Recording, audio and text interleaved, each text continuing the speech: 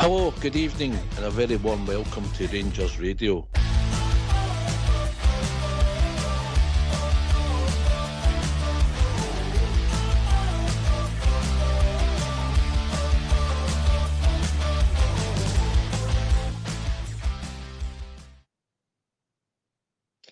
Hello, good evening, welcome to Rangers Radio. I'm AK, I'm your host for this evening, and tonight I have been joined with the legend that is the Bridgeman, and hopefully we'll be joined by Jim later on. Good evening, Bridge. Oh, good evening to yourself, AK, and of course the techie boys in the background. And can I just say to all the Rangers fans listening in all over the world, I've calmed down, and I feel a bit better. So everybody keep your chin up and welcome to Rangers Radio. Good man. Can also say that welcome the YouTube regular listeners there, the Facebook listeners, and everybody that's regular listens to the show. Welcome. I hope you enjoy the show. Bridgeman, we've now had your knowledge from Tuesday night. Your thoughts, please? Yeah, I've got a lot of them. I don't want to depress the whole country and all the bears all over the world, but really and truly, I'll speak quickly and I'll say this. I would like to start that game again and just start it on the 21st minute or something like that, you know. And those 3 goals that we lost are just unbelievable. Seriously, I was nearly crying. My wife came in and gave me an offer doing. But what can I say? Well, obviously, just defensive blunders in every department of the defence except the left back, in my opinion. So I thought we fought back. You could see them starting to slow the pace down and so on and so forth. We got into the second half, and I thought we played remarkably well. I think the young lad at left back, what a start, what a first game for him.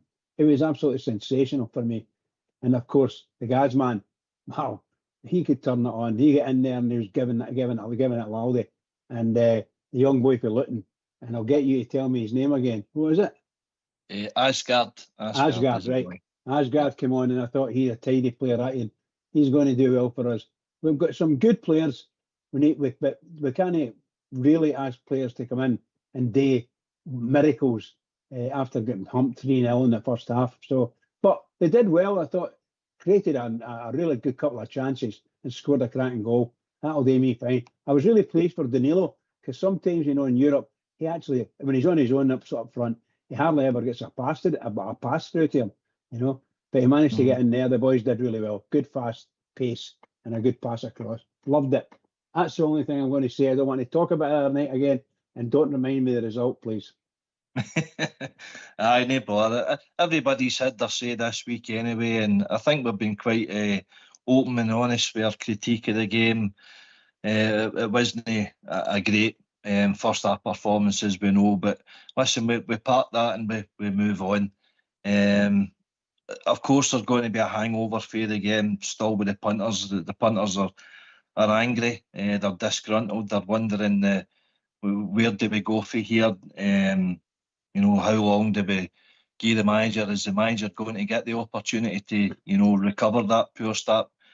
I think in essence, I think a lot of people wished them well and hoped that we weren't at this. But in Europe, if you break it down individually, we've done reasonably well to get as far as what we've got to now, but Bruges were that wee step above. I think we all kind of feared that anyway, but it's domestically, the performances that we've seen so far, I think anybody that was honest watching the game or at the game, you knew we were going to come up against a higher quality opposition, and that was the fear.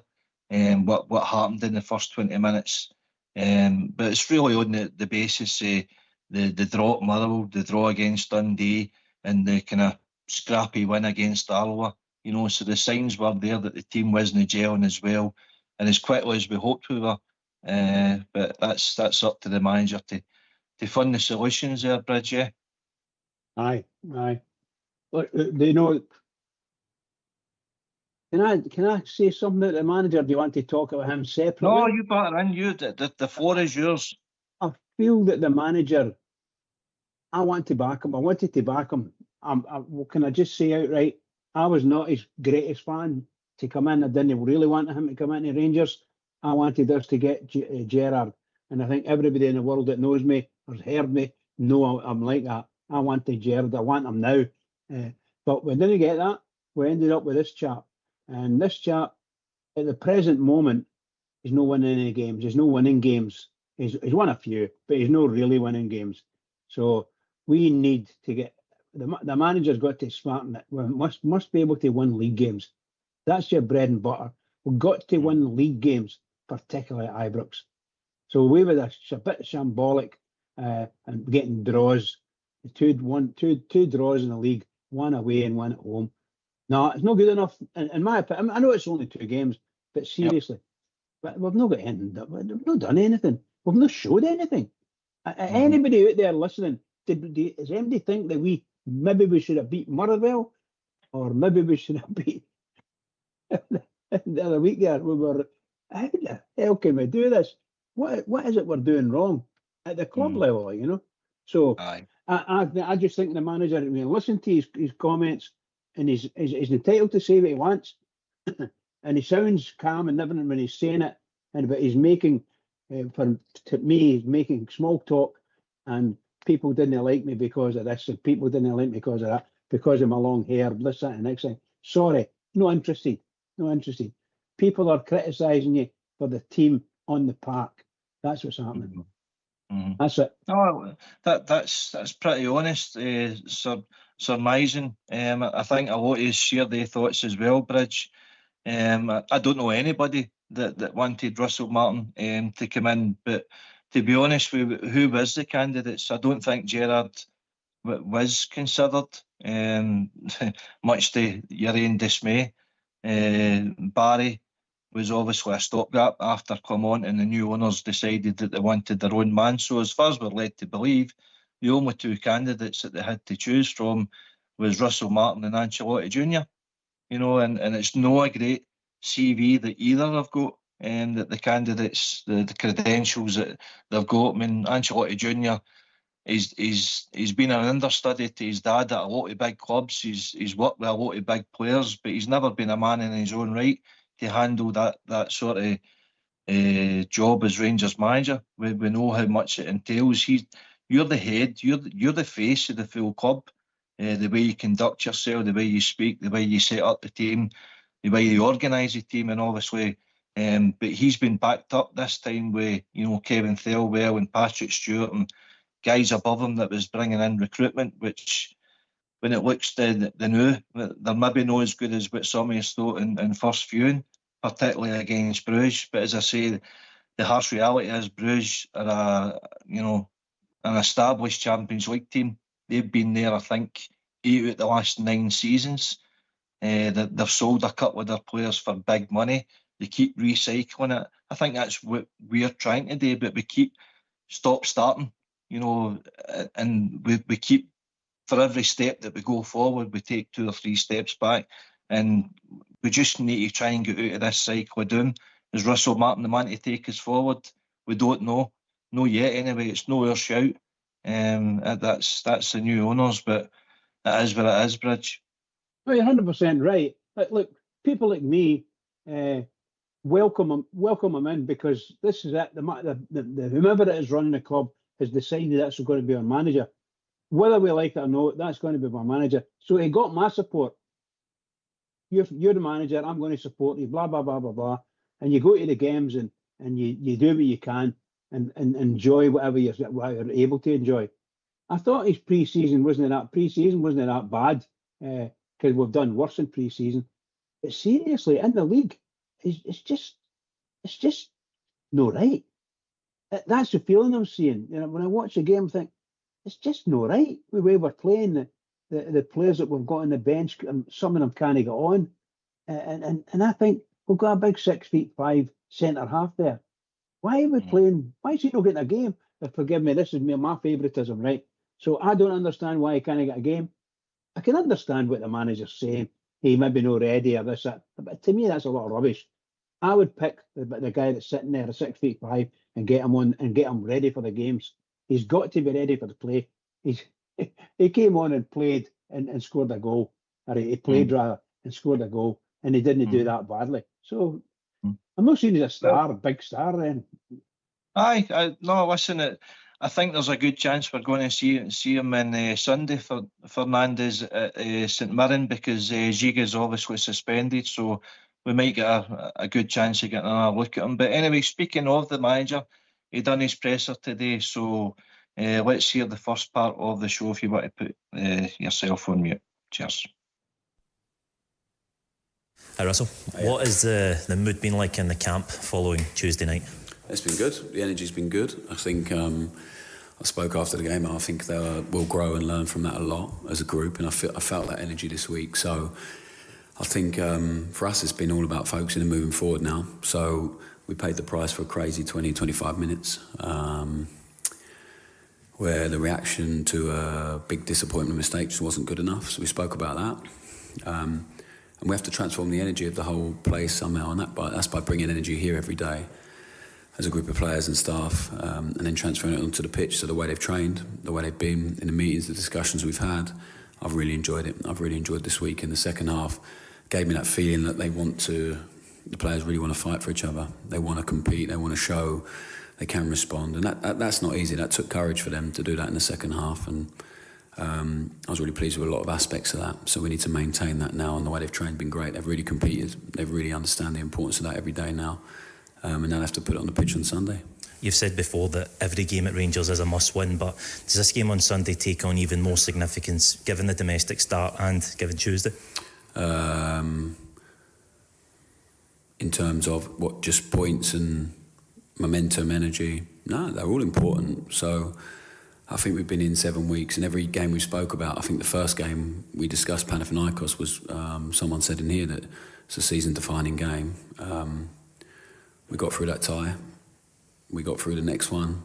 We've had a frustrating start in the league, and the only time I've been really, really disappointed was Motherwell, because I thought that was mentality. It wasn't about performance. Dundee was about, we didn't perform well enough in the first half, and then when we're finally gathering up some steam, we get a man sent off, so we spend 40-odd minutes with 10 men, and we should still win the game. And then the other night is a 25-minute spell is really difficult. So it wasn't going to be easy, I knew that, but the players just need to keep working. We need to keep working. We need to keep moving forward. And Sunday's game is important, but they all are. So we have a big week. We have 3 games coming up that are going to be really important, but none of them are season-defining. None of them are like critical. It's a long old season, but they're important for us in our process and trying to improve and make sure we get better. And we have a chance to make things look very different in the next week. And can I just ask you about Cyril Dessers? Are we likely to see him back on Sunday? Probably not, no. So he's working hard on the training pitch, in the physio room. It was his first time on the pitch today, but only in a straight line. So Tuesday's probably more achievable, I think. Hi Russell. Obviously, Jayden came in last week. I think it's the 10th new recruit of the summer so far. Just a couple of weeks to go before the window. Do you still feel that there's more bodies needed to come in, and if so, how many do you think? Yeah, I think there'll be more players come in, and I think there'll be some players leave as well. I think that's. I can't wait for the window to shut. I think every head coach will tell you the same. But there's too many people here that are uncertain about their futures at the moment. So it's really difficult to then be all in all the time when you have half an eye on what's happening outside, and it's no fault of their own. So I think there's guys that have been really clear that their futures are not here and they're slowly being resolved, and they're moving on and happy with what they're going to do next. And then there's some guys who are sort of a bit in and a bit out, depending on what their agent tells them some days. And that's like, it's not a surprise to me. We've had it everywhere. At Southampton, I think we had 24 players told me they were going to leave within 2 days, and I think 18 of them left in the end. But it's not been like that here. They've trained really hard, but of course it's difficult when you're getting loads of stuff in. So I can't wait for that to shut. I think the team will look different. We're really happy with the guys we've got at the minute and how they're training, how they're behaving. But I can't wait for it to be resolved one way or the other. But I think there'll definitely be people come in and people leave. There's been a lot of anger, a lot of noise throughout the start of the season. Obviously a lot of that's a hangover from what's going on in the past. Mm-hmm. But have you been shocked at just the level of some of the anger, the noise that you've heard around the stadium since coming in? No, I think football's so short term now. The world is with social media and all that stuff. So no, I was well aware when I took the job I wasn't the most popular appointment because I don't have a fancy name, and I'd had a spell here as a player that wasn't fantastic. So I come into my eyes wide open and knew what to expect. So no, I don't think it's a surprise. And also with the energy at the club, how it's been over however many years, the frustration, disappointment, all that stuff. But just have to look forward now, like how we can impact it. That's why I don't read it. I don't pay attention to it. It's your guys' job to get as many clicks as you can. I know that. I'm aware of that, as are you. So we can sit in here and have interesting conversations, and we'll say some stuff, and they can be taken however people want, really. So it's the way of the world. It is what it is. So we will work every day. I said to you from day one, it's an absolute honour to be here. I'm excited to be in this role and working with this group of players and staff, and that hasn't waned at all. The second half gave me even more excitement about what's to come on Tuesday night. So I can only control what we can control, and that's working really hard, being all in here, treating it like we're going to be here for a long time with the staff and the players. Because if you just focus short term all the time to appease people and to sort of, make people happy, it's not it. So the ownership group are really calm. They've been great. Patrick, Kevin, everyone been so supportive. They understand what's gone on before and what needs to happen and what's going to come here. So really, I can't control anything else. I won't put any of my energy or attention to that. And everyone I bump into in the city, they've been great. Maybe I'm walking around in the right areas, but they've been great. Honestly, really supportive, really understanding. I've felt nothing but that. So when you're sitting behind a keyboard and all that stuff is really easy to say what you want.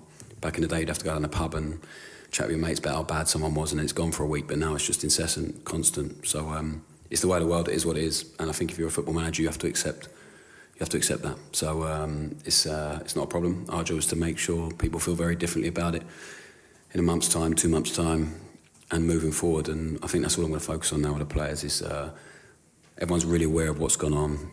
And we've had really honest chats with a group of players about what's gone on, how they feel about what's gone on. And now we have to look forward and make sure we start winning games and winning in our way and really building. So you said there that you accept that you weren't the most popular appointment. I remember asking you when you were unveiled, can you win over your skeptics? And you said, yes, I can. When you look at the stadium the other night, it wasn't filled to capacity. Do you think that job is bigger than you initially thought in terms of winning over people? No, I don't think so. I think after playing here for a bit, I understand how big it is and how important it is to everyone here, and how much things get heightened very quickly. So no, I don't think it's a surprise at all. And I think it's something you have to lean into, really. So I said to you at day one, my career was built on proving people wrong. I'm not driven by that. I'm driven about being the best we can be every single day. And now as a coach, I'm driven by helping players as much as I possibly can and giving them some real clarity and building something for them and for us to perform and win. So, the rest will be what it will be. The noise is something I just can't control. And the only way you can control it in football is by winning football matches. And there'll still be some people unhappy that I've got long hair and centre part in. I can't wear a shirt and tie because I'm too sweaty on the sideline. I'll wear it to the games out of respect to it, but I just can't wear it during the game. So you're never going to please anyone, regardless, even if we win loads of trophies here, which is the plan. I'm pretty sure there'll still be skeptics. So it's not my focus. Be here every day, as good as I can for the players, bring as much energy for the staff and the players as we possibly can. And we've done that everywhere, and we've enjoyed it everywhere. And we're now here and we have to do the same. You said also there that the leadership group's very calm. How important is that for you as a head coach a few months in? Yeah, huge. So, I've had nothing but support from Andrew, Parag, Greta, Kevin, Patrick here, all the staff here have been fantastic. So they understand, you need to build something, it might take a bit of time, and it's why I got the job. So it wasn't an easy process, I said that to you, but I really wanted it. Eventually they decided they wanted me after a lot of conversations, and then only when you're in somewhere, and it's the same for them, then you start to say, okay, this bit needs sorting, that needs sorting, then you have to prioritise. So our job on the pitch is to prioritise some of the stuff that's hurting us a little bit at the moment, and their job is the same off the pitch, to make sure that we're in a really good place and we have something to actually, some foundations to actually build from. So, they've been great, really supportive. In terms of the transfer window, they've been great. Like I said, I can't wait for that to shut. And I'm pretty sure they'll feel the same way. But yeah, everyone's calm inside here, and everyone is just focusing on what we can impact and what we can do moving forward. Why don't you give us a call on 0141 356 1972? It's your show, it's your platform. Let's hear from you.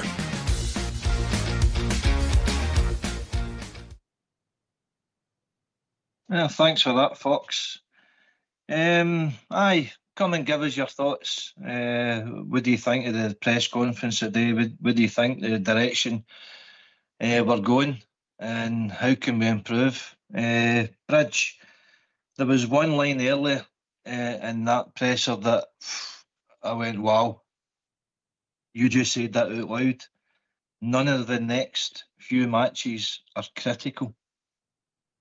The guy he's facing St Mirren away, a tough game. We know that for last year because they won more points against us than we did, which is unheard of, but fair play to them, they did it.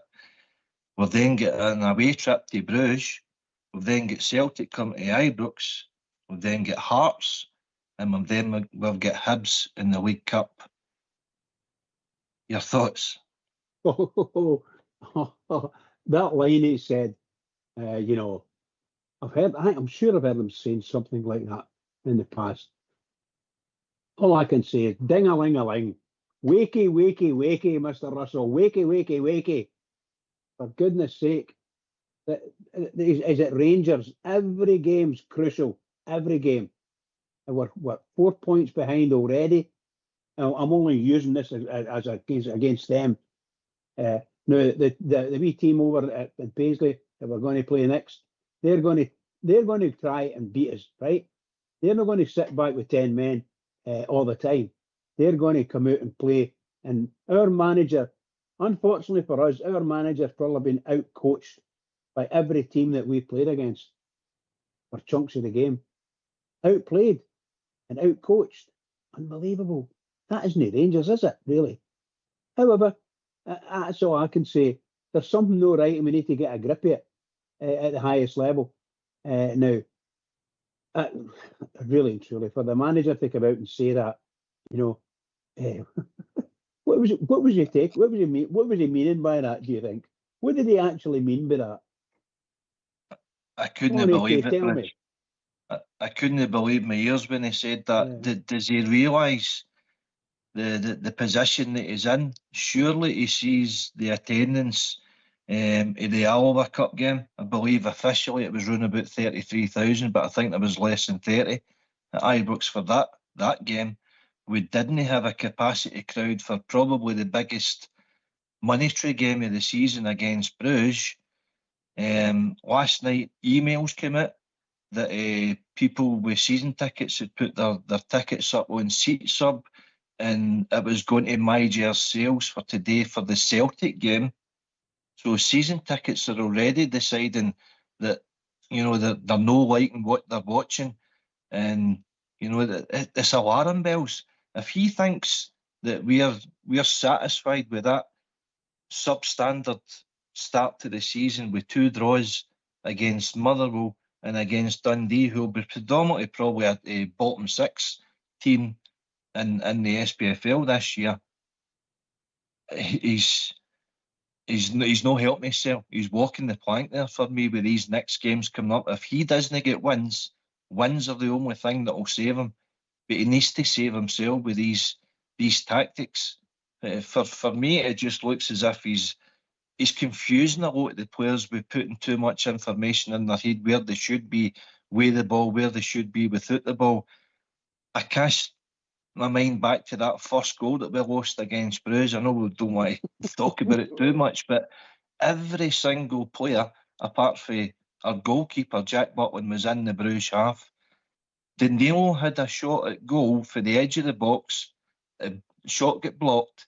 The Bruges guy just threw a leg at it right over the top of your defence, split us wide open, and a lack of communication, and that's how easily we lost the first goal to Bruges, and that's down to his tactics. Rich, I have to say, AK, I've said this. People kind of laugh at me when I say these things. Maybe it sounds controversial, but seriously, we don't have quality players in defence. But we're Rangers. We should have quality players in defence. And these people should be talking to each other all the time. Central half pairing are the most crucial part of your game. The most crucial. You maybe get one, it's not a bad player. What we had with Golson when he first came, he was quite a good player. But we've not got that. There's something no right with our defence. And when they do the crazy things, that gets pointed. It's Suter when he's playing, he's our captain. You know what I mean? It doesn't look like a captain of Rangers, does he? But you know, when you lose a goal like that and you've got two centre halves and one of theirs, somehow or other the guy's going to run the legs after Gigi, like centre half. No, man. But I can't even pronounce it. Giga. So Giga is not the quickest person in the whole world, and that guy was going to leather him anyway for pace, and the same with Suter. Oh, you know, don't get me wrong. They'll go and tackle and they'll block balls, and I'm not saying they date perfectly all the time, but that's where they win. Whether Kudos is going, the inside of just on the edge of the box make good blocks normally, right? No, not against Bruce.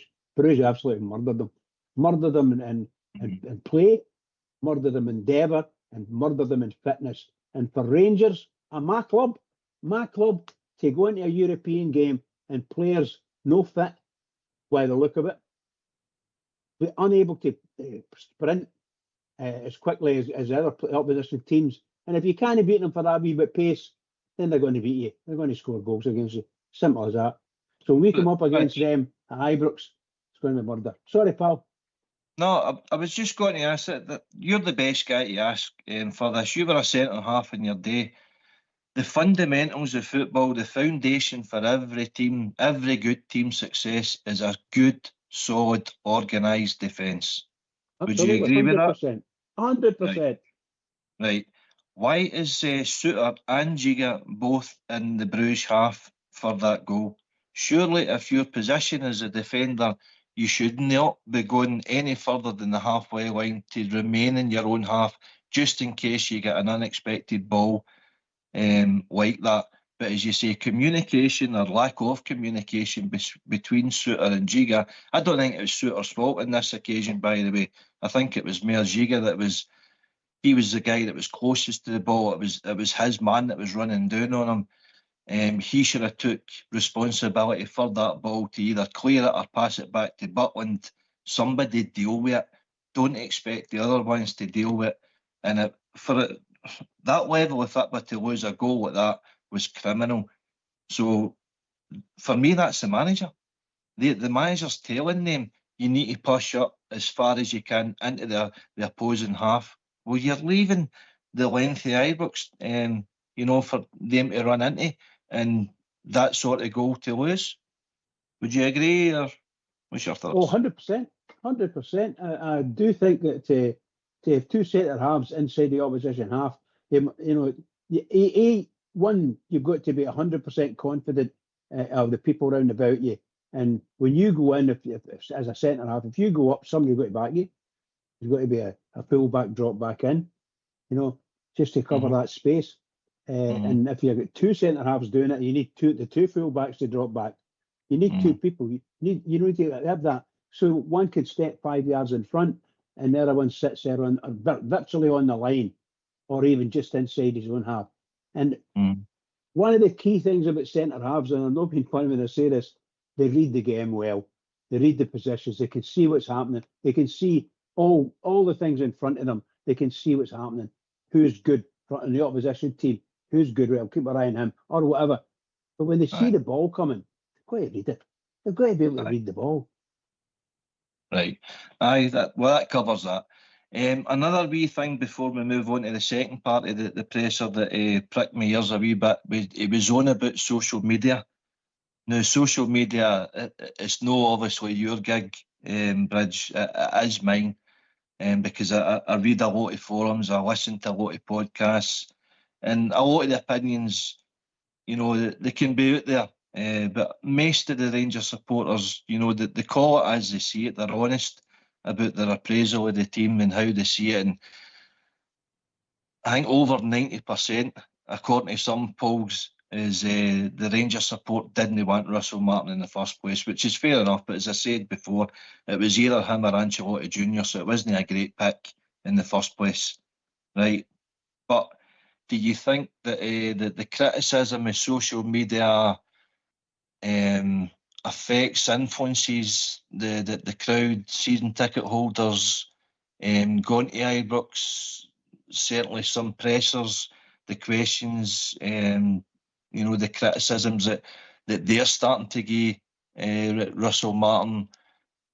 But having said that, I was at the game.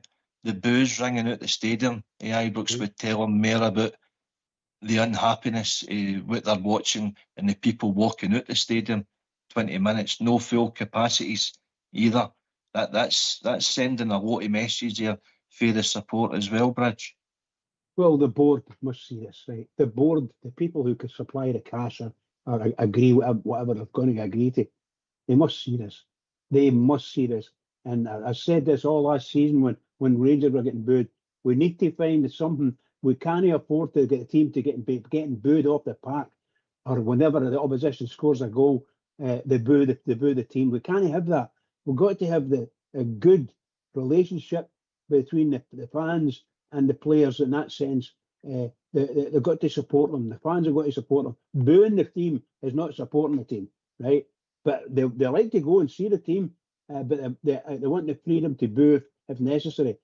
That's their protest.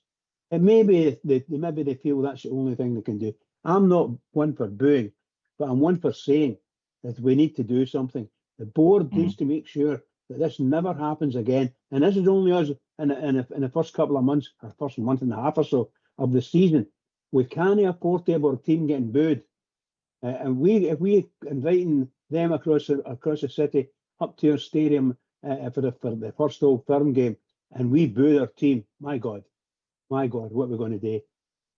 We need to get together from a fan base perspective and the team, but we need to have that conduit that'll get us there. And I don't think, honestly, I'm not being funny, I don't think Russell Martin is a conduit that is going to get us there. There's something no right about him. There's something no right about him.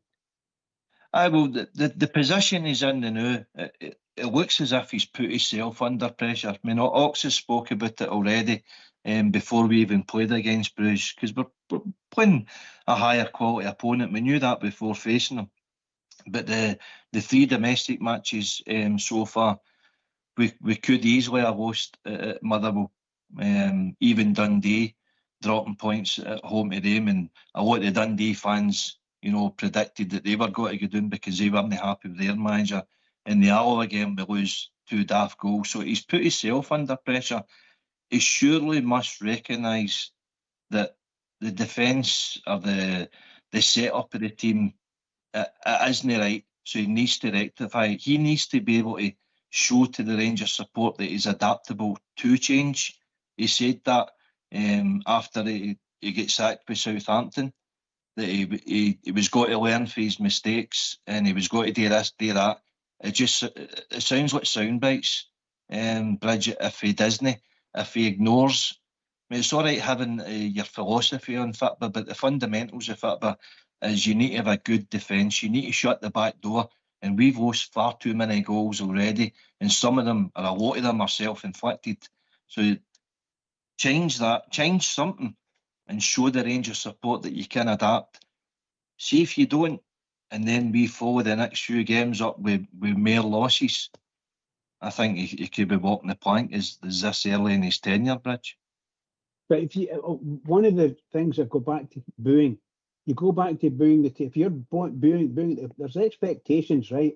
And if the expectation will be from the players. If we're not playing well, they're going to boo us. So, and it becomes endemic. So you got a problem, endemic problem in the game. You can't please the fans. They're not pleasing them. Somebody's going to come out and say that. Look, and he hinted at a few of these things, Well, people will say, and he started on about his hair, long hair, and a split down the middle, and so on and so forth. What's that? What's he talking about that for? Oh, I can't wear a suit. I can't wear a shirt because I sweat a lot. What? He's picking up on social media, Bridge. That's what he's doing. Exactly. So Aye. he shouldn't be talking about social media. He should be talking about what's happening with Rangers and the fans. What happened in the game? I can only tell you that. No, that's what the manager should do. Can I also say, I do have this, shall we say, a penchant for disliking our television, Scottish television stations. I don't like BBC or STV. I absolutely detest Radio Clyde. And don't you start. Mrs. Bridgman will be on. All these people were sitting there at that press conference probably and asking questions. And you're thinking, why do we allow these people into Ibrox? They hate us. They hate us with vengeance. Why do we allow them in? I don't know. That's me. You're winding up, you. You get into that. You breathe into that bag and just calm down a wee bit. We've got the second part of the press to come there. So put yourself on mute and let's hear from our manager. Just one last one. In terms of, obviously, Hamza came on the other night. Is he fit enough to start if you so wish? No. So he's only had probably 5 or 6 training sessions. He came back really late and obviously then picked up an injury. So, we'll have to wait and see. We need to... So there's the balance at the minute of him training, but then doing extra conditioning, but being ready to perform still. So, he won't be far off, but he's not quite there yet. Hi, Russell. Just before you came in here, that this team had a history of quite often losing leads or going behind last season. What happened the other night happened the other night. Do you think that's a mental thing? And if it's a mental thing, are you somebody who turns to sports psychologists and these kind of things to try and address it? Yeah, so I think it's all... football's all psychological, really. The difference in ability and talent is very minimal. So to get this far, to get in the door, you have to display a level of talent just to be at the football club. And then what will separate you being a really... just a player at Rangers or a really, really good player at Rangers and a really good team will be mentality. So as a coach, how you can out players' mentality is by giving them clarity, by being consistent, by showing them that actually there are times you're going to have to be a bit vulnerable and it's all right to feel that, but we'll be in it together. And I don't think there's been enough trust that that's the case. There's been enough safety in our own building to really take on mistakes and fight together and all that stuff. So I think the players have worked that out, especially after Tuesday night now, that there's not going to be a blame culture, we're all responsible. So we'll use every tool we possibly can. And that's one-on-one discussions, small group discussions, in the team meetings. We spoke a lot about the psychology of the team and how we're going to be and how we want to be. And now it's up to us to keep on about that. So, we'll utilise every tool we possibly can, but it's not as simple as going, there you go, lads, there's a tool, go and do it. They have to really feel it, and we've all played as well, so we understand how difficult it can be. And I definitely do, because I played here for a short time as well. So we have to be really demanding, but also have a bit of empathy for what they've been through, and then drive them to make sure that we keep growing, and mentally especially as a team. Just 3 or 4 more guys. You mentioned Cyril being out. How does that affect your ability to sort of rotate over these next two big games? Yeah, it makes it a bit more difficult, I think, to try and keep everyone fresh, and because a lot of the team have kept going. So, but they've trained really hard in pre-season for that. Physically, they're in a good place. The best physical stats we've had all season on Tuesday. So they need to really live there all the time. That second half, the amount they ran for each other, ran forward. So that gives us a foundation to build off, and now they know. We know they can do it. They have to stay there. See, in terms of the game on Sunday, Russell, there's a consensus that St Mirren's one of the toughest places to go, just because of the way they play, the physicality they have. How much are we going to learn about these players on Sunday in terms of how they deal with that? Yeah, I think it's going to be it's an exciting game for us, because I think we have to go there ready to show how much we can compete, how much we can fight as a team, in the same way we did in the second half in really difficult circumstances. So we have to turn the game into one that we want, but to do that you have to really fight for it and really earn it against St Mirren, because they're really well organised, really well coached, really aggressive, powerful physically. So it's a good challenge. It's a different, and every game here is a different challenge. So, and that's the exciting bit. So the focus in training has been on how we can hurt them and be aware of what their threats are, but all of it starts with the mentality of the team, and we have to really be there from the first minute against St Mirren. So I'm looking forward to that. And as I said, to turn it into the game we want to, first we have to fight, and we have to really, go toe-to-toe with them in that front. See, in terms of the window, I think of all the players you've brought in, only Joe Rothwell is over 25. How keen are you to get more experience in the building before the window? Yeah, I think so. Like the team would benefit from having, some experienced players on the pitch that are used to the big occasion, that would be there to help their teammates for sure. Because we have a lot of young guys who are growing into it, and they will get better and better. But I think it goes without saying that if you look at the spine of any successful team, there's some real experienced guys that you can always rely on, that even if they're not going to be 8 or 9 out of 10, you know exactly what you're going to get every single week. So I think it's something we've been aware of from the start of the window. So there was a guy we were interested really early on who had brought fantastic leadership, who didn't come here in the end.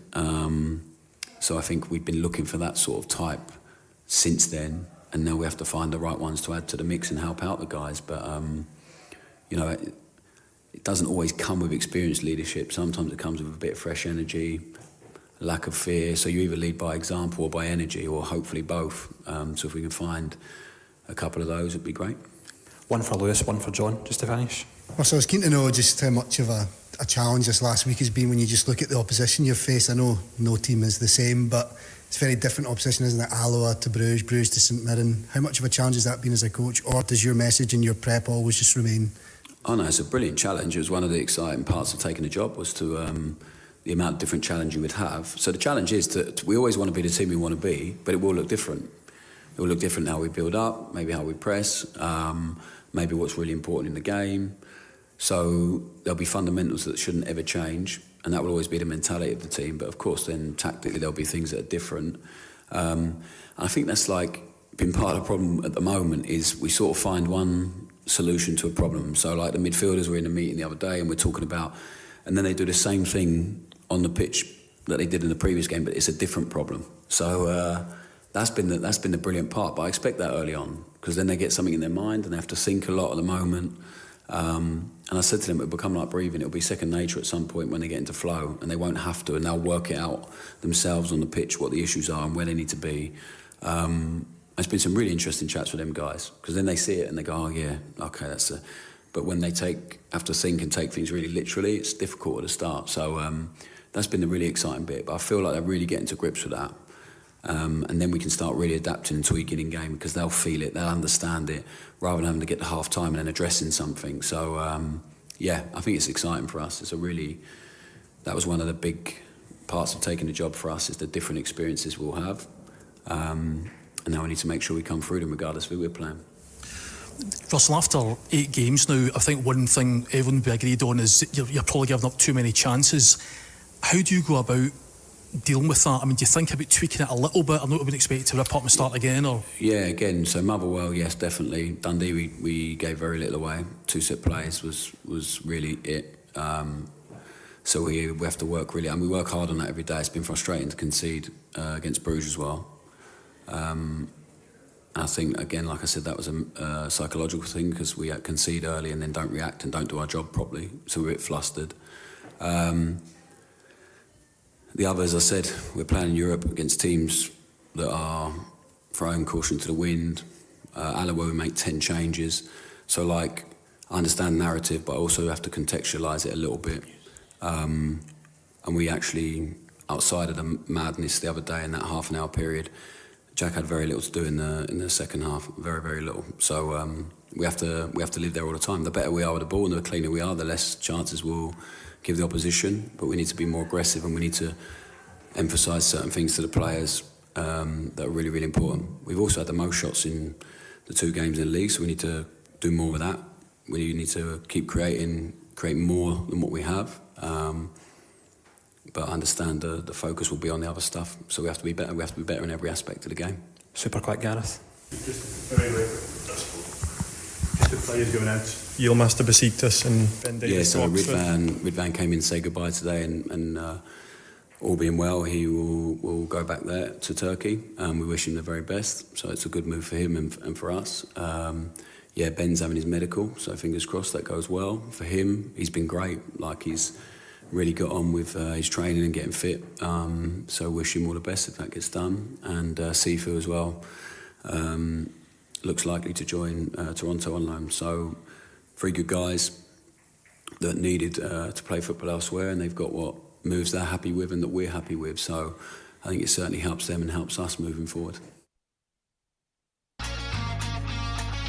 Why don't you give us a call on 0141 356 1972? It's your show, it's your platform. Let's hear from you.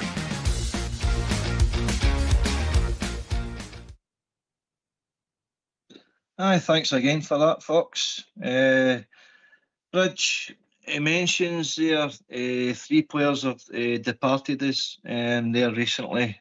Speaks about Ridvan. A fee's been agreed with Besiktas. I think it's around about the £2 million mark. Ben Davies has agreed a loan deal to Oxford.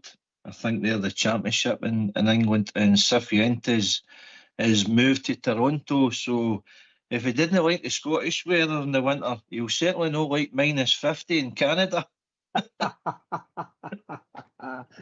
Well, can I just say, make a comment on the 3 players that have gone? Thank goodness for that. Right? So those 3 are away, and they'll get. I think they've only got 1 season left on their contract, and I hope we never see them at Ibrox again. That's my honest opinion. So well done. I'm actually sad about Cifuentes. I thought Cifuentes was going to be a good player for us, but it just never happened. So I'm pleased. That's them gone, and I don't know whether they're bringing anybody in to replace them. Heaven help us, because they've hardly been at Ibrox, if you follow what I mean. So well, it's 3 players that haven't featured at all in any squads or the team, so it's not as if we're going to miss them. But added to that, Yefty has went to Palmeiras for around about 6.5 million, which is a very good deal considering we got him for 800,000. Robin Propers went back to 20, I think it was, for $1 million. And Robbie Fraser to Dunfermline, and we obviously wish Robbie well because he was with us for boys. But that's 6 players we've managed to get out, and you're talking the region there about £9 million, added to the fact that after the Pilsen game, we qualifying for the Europa League, that was another 4.3 million. So we've got money coming into the coffers, Bridge, that was covering what we've the outlook was already. So hopefully there is more signings to come in as well as go out. What a bit of luck, yes, absolutely. I hope it's good players that we bring in. I just don't know. I'm just like any other Rangers fan. I want to be seeing my team, and my team's got to be good players in it. I don't mean good youngsters. You're looking for that nice mix when you get youngsters playing. Maybe 3 or 4 youngsters in your team would be really great. But you got to have the really, shall we say, the really seasoned players. You've got to look for seasoned players. They're going to get a lot of cost. Exactly. Yeah, and of course you're going to have 1 or 2 slightly older, probably 28 to 30, playing your team, and that's going to give you a great balance. And that's you've got a squad there, age-wise, you can go forward with that. As long as you can all play football and they're scoring goals and winning games, and that's the difficult part. We're not getting there yet. I agree with you there. I think it's been a problem for not just Russell Martin, but through a few years, particularly if Gerard departed and that team was broke up. You look at the team that we fielded there on Tuesday, and predominantly last season as well. I mean, Butland's got experience here. Went through a dodgy period last year, but he seems to have recovered a bit for him. With his hands anyway, not his feet. Tavernier's still there. Suter, a leader, questionable. He's brought in Rothwell in the midfield at the expense of Raskin, but I think the support would like to see Raskin in there rather than Rothwell. And probably you're just looking at Dessers up front, because Danilo and Egeman, they're raw, particularly Egeman, but round about them, there's a lot of inexperienced young boys here. I mean, we brought in Magoma there at left back who debuted very well. Asgard, young lad, Curtis has come into the team. Curtis, young Cameron as well. I think they've acquitted themselves well. Gassama has acquitted himself well. He's got potential there. There is potential in the team, but I think the manager has been overloading with too much info. I watched a podcast the other day with Charlie Miller and Derek Ferguson, right? And Ricky Neal was the compere for it. And take yourself back to Walter's days, Charlie, the dressing room. What did Walter say to you? What was his instructions? And he didn't say nothing. He says, we've done our all the groundwork through the week and the training. You know your roles in the team. You know where to be. Go out there and play. Kept it simple, Rich. Yeah, well, is there anything wrong with what he said? No, it's absolutely brilliant. It's the truth. The manager done it all on the training pitch, his coaching sessions and whatever they wanted to watch, how the opposition play, anything like that. That's all done. 10 minutes before you're on that part, listen, just go on and do it. I don't want to come into the dressing room and get you into trouble then. I'll come in and just and cajole you, just go up and do it. It's all yours. And it is all theirs. However, I don't know what this manager's telling them. So if he's saying the same type of thing, then we'll get the wrong players. Simple as that. Because they are unable to do that. It just looks to me as if he's giving them too much information. Just let defenders defend. Keep your line, but don't be too high. You look at the goals, as I say, we conceded. It was all self-inflicted stuff. If we're dropped back, if Suter and Giga both drop back 20 yards, that goal doesn't happen. Corner kicks, we're not picking up men for the edge of the box. We've got 11 men back. We've not even got out balls up the park. We've got nobody on the posts. This zonal marking, and then we leave 3 men at the edge of the box waiting to hammer it in. Short corners, we're not going quick enough to close down. Players can take responsibility as well, but it comes for leadership on the park, and I don't think we've addressed that. I think players looked as if they were hiding a bit and no willing to take responsibility for your job. You need to go out there and fill that jersey. It's a heavy jersey to wear, as you know, Bridge. We're watching all the greats over the years. Oh, yeah.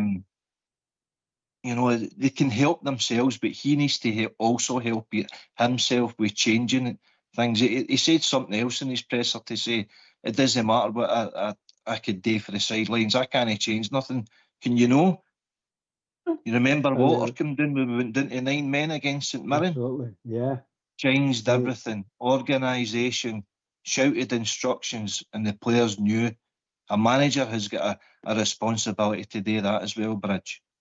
100%. And look, how can we say it? The players we've got, they're not doing exactly what the manager's saying. And if they are, then the manager's saying everything wrong. Because we see as fans, we're watching them playing, and they're not playing well. So that needs to all change. Either the coach has got to get better communications to them to do this, that, and the next thing.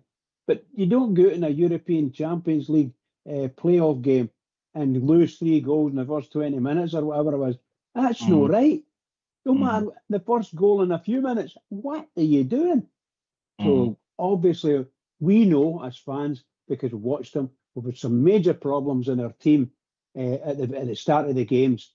Teams can flood up and bamboozle us basically, and they get good cross balls in, throw-ins in, corners, whatever, and we don't know what to do. We freeze at corners and high balls coming in, we just freeze. We cannot defend them. We're just unable to do so. And I don't know why the coaching staff aren't doing this on the pitch. What he's going to do when there's a corner, like, take a corner and where are they?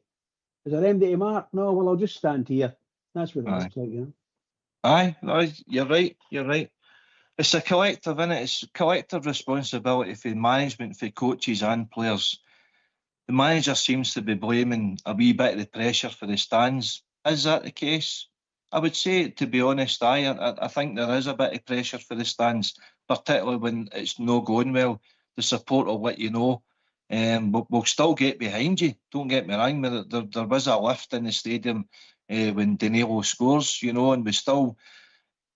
That UB is magnificent, by the way. I've got to commend the guys and the way to support as well. Really get behind the team. Ibrox, we're no using Ibrox as good as what we should be using it, because we've played better teams than Bruges over the years through the Gerard era and the Gio era. But the big difference here, I think there was a belief in the stands that the team could actually do something, and the players grew out of that. So it's a two-way thing. If you're not playing well and you're not gaining something to get behind, then we're going to let you know. So you need to be better than what you are.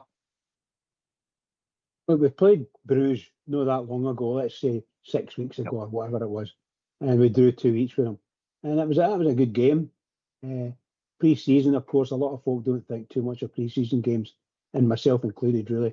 But you know, you're there and you're watching it, and it's really good to see the team doing what they do. And you end up 2 each, you think, well, actually, we could have won that game if this Saturday next thing. Seriously, no. But our team came out the other night and just never started. They just never started. And this thing, they've got a terrible habit of looking at each other saying, it wasn't me, it was him, and pass the blame round, you know. That's got to stop. The captain, remember the captain has got to be able to go in there and say, you, get a grip, do this and do that, whatever, you know. That happens. Suter's a big fella, but he's very quiet. It's not just that game though, mate. I know we've been concentrating on that, but even from the start of the season, the goal we lost near enough in the 90th minute at Motherwell, Kieran Dowell and Tavernier were both looking at each other and allowed the ball to come back in for the guy to score. Game after that, well, you've got Dundee lost a terrible goal at a set piece there to Pilsen. We were lucky to come away with no getting out the tie. Panathinaikos, Butland made numerous good saves. We're conceding a lot of shots at our goal for the edge of the box. We're not taking enough shots. Even Alloa there at the weekend scored 2 goals against us. Simple ball in behind. Bailey Rice doesn't deal with it. Calamity defence, and then we lose another goal for a set piece. It's just no good. We need to get back to the drawing board. I believe we've got a defensive coach there, but he really needs to get his finger out to sort these issues. Well, that's really good. I don't think we've got a defensive. He may be there. There might be somebody called a defensive coach, but I don't see it. And I dare say the thousands and thousands that go to Ibrox and they watch that, and it must be murder for the away. If I was going watching away from home and travelling to go there, and should be so disappointed with some of the play we come out with, because I know it's difficult, nearly always difficult to go away from home. But once Rangers have got to play the way they play and grind them down, because you're up against huge, massive defences, and they just don't want Rangers to score and blah blah blah blah blah. But Rangers come through it most of the time. They're not coming through because because of fabulous play all the time. They just grind them down, and in there as hard as you can, tackling and so on and so forth. But we go away nowadays, and sometimes we're getting bullied, And I'm sure I've heard you even saying that, AK. We're getting bullied, and that's not right. It's not right. No, you're right, Paul.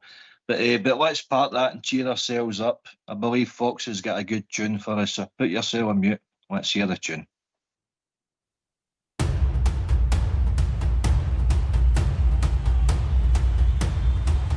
Every Saturday we follow, we cheer the boys in blue, the most successful team in football. We're Scotland's gallant few, though at times they have been hard. We've followed near and far. You will always hear us roaring from the stands in Ibrox Park.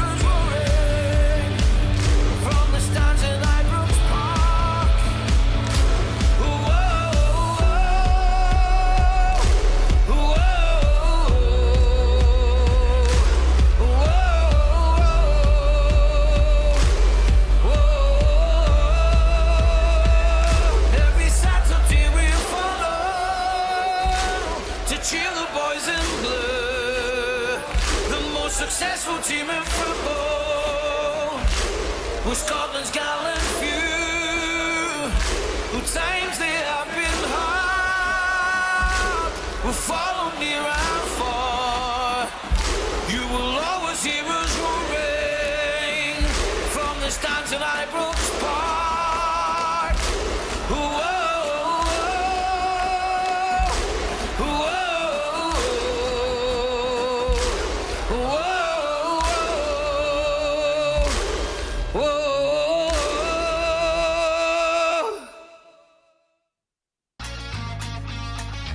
Why don't you give us a call on 0141 356 1972? It's your show, it's your platform. Let's hear from you.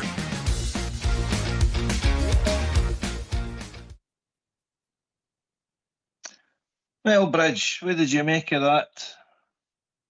Like that tune. It's a nice tune, that. Is that your tune you're talking about? Yes. Is that you was singing that? Were you singing it? No? I was singing it in mute. Same as Every yourself. Saturday we follow. Absolutely Anyway, brilliant. Bridge, I believe we've got company. Billy's there joined us. Welcome, Billy. How's it going, AK? All right, Bridge? How you doing, Billy? Okay? Aye, sound, mate, sound. I was just listening. I've been listening for the last wee while and that, different things, obviously. Taking part in the show and different stuff like that. But this is just my take on it. Listen, troops, it's all right saying that didn't sack the manager or we can't keep sacking managers, right? That's all fair and well.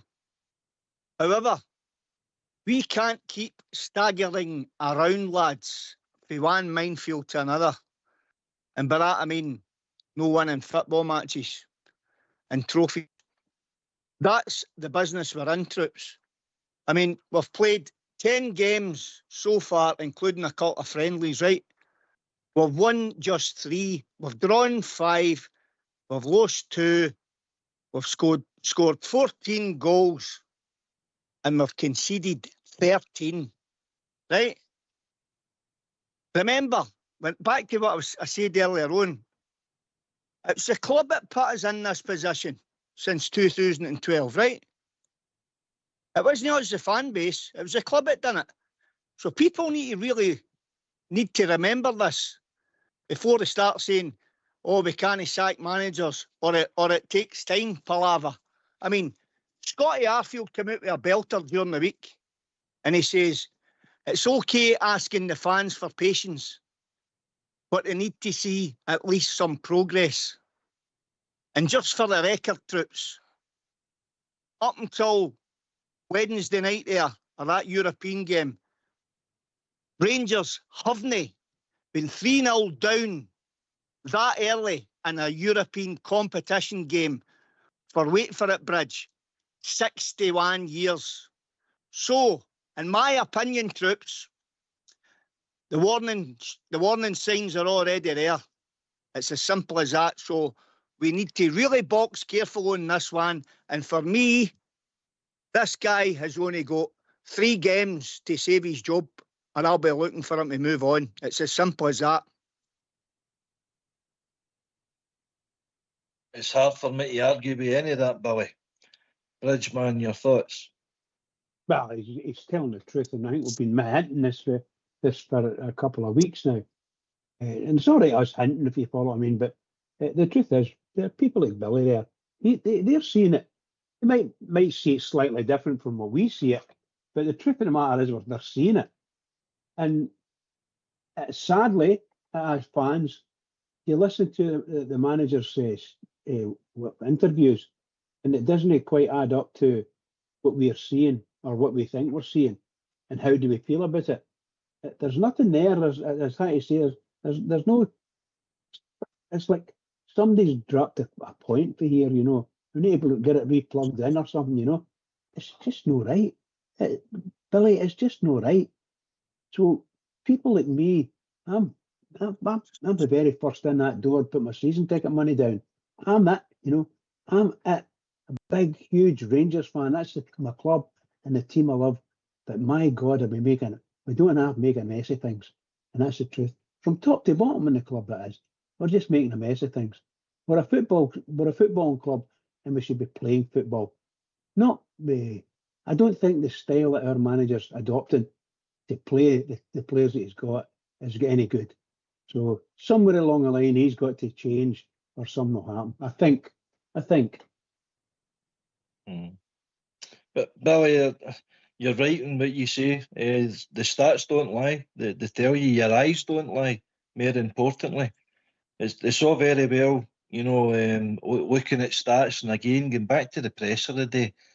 Billy, did you hear the presser, or did you hear him play through the show? He's starting to go on about stats, and we'd more shots at goal, and we'd more possession, we run a lot harder. The supporters don't want to hear all that rubbish. That's just excuses. That's paper in their cracks. It sounds a bit like our car salesman we had a couple of years ago with Bale, or even Caixinha. I've never known a Rangers support to be so against a manager before he's even kicked a ball. And that's what Russell Martin was facing right away. But as I say, who was the candidates? Russell Martin or Ancelotti Jr.? That says a lot about where we are as a club as well, I'm afraid. Billy? Aye. Well, AK, I mean, that's not the guys. Well, I don't know. We don't know who the candidates were. If it was just day two, what the previous regime and the board wise, what their list was of managers that they wanted to interview, etc. And maybe the new guys that come in have said, right, okay, then this is all put in place. Obviously, the old director was there. He's new, the same director, etc. Chairman. So it could have been that he has made this decision before, as I said, the American guys come in, and they've just trusted him on. I'm already been there. That happens. You know what I mean? Maybe the Yanks didn't say to themselves, well, Ken, what? We want to interview our own person, or we want to drop a list of candidates to see who we think. Maybe they didn't want to upset the apple cart. But I'm starting to listen to his interviews now, be it on whatever platform it is. And to me, he's just starting to waffle on. And I think it was Bridge touched on this with Clement. When Clement started to do it, he gives too much away in press conferences. You ask him a question and he talks and he answers the question. Wait, just keep your answers short and sweet. Didn't let them do the thinking. Didn't give them the headlines. That's where I think he is. It doesn't need to. We need to do this. We need because it just makes him look to be a pattern merchant. No. I may be wrong, you may be wrong, all the panellists may be wrong, all the Rangers supporters may be wrong. And he maybe turn this around and get us winning trophies again. And that's what we would love. We would all love to be wrong. But to me, the early signs here are no great at all. And I've spoke to a few guys, older Rangers supporters, and I've asked them, what do you think, troops? As you got it or as you no got it? And the feedback I'm getting for them doesn't sound very encouraging. I mean, he's playing a system that I think, but that, correct me if I'm wrong, Bridge, AK, it's like a 4-4-3, right? Sorry, a 4-4-3. A 4-3-3, sorry. Right? Apologies there. If he's playing a 4-4-3, he's cheating, Billy. Aye. Well, listen, the way we're playing the new AK, maybe we'll be playing me one more extra, you know what I mean? But he's playing a 4-3-3, right? And he's overcomplicating a 4-3-3, as far as I'm concerned. I mean, you get taught that at the primary school.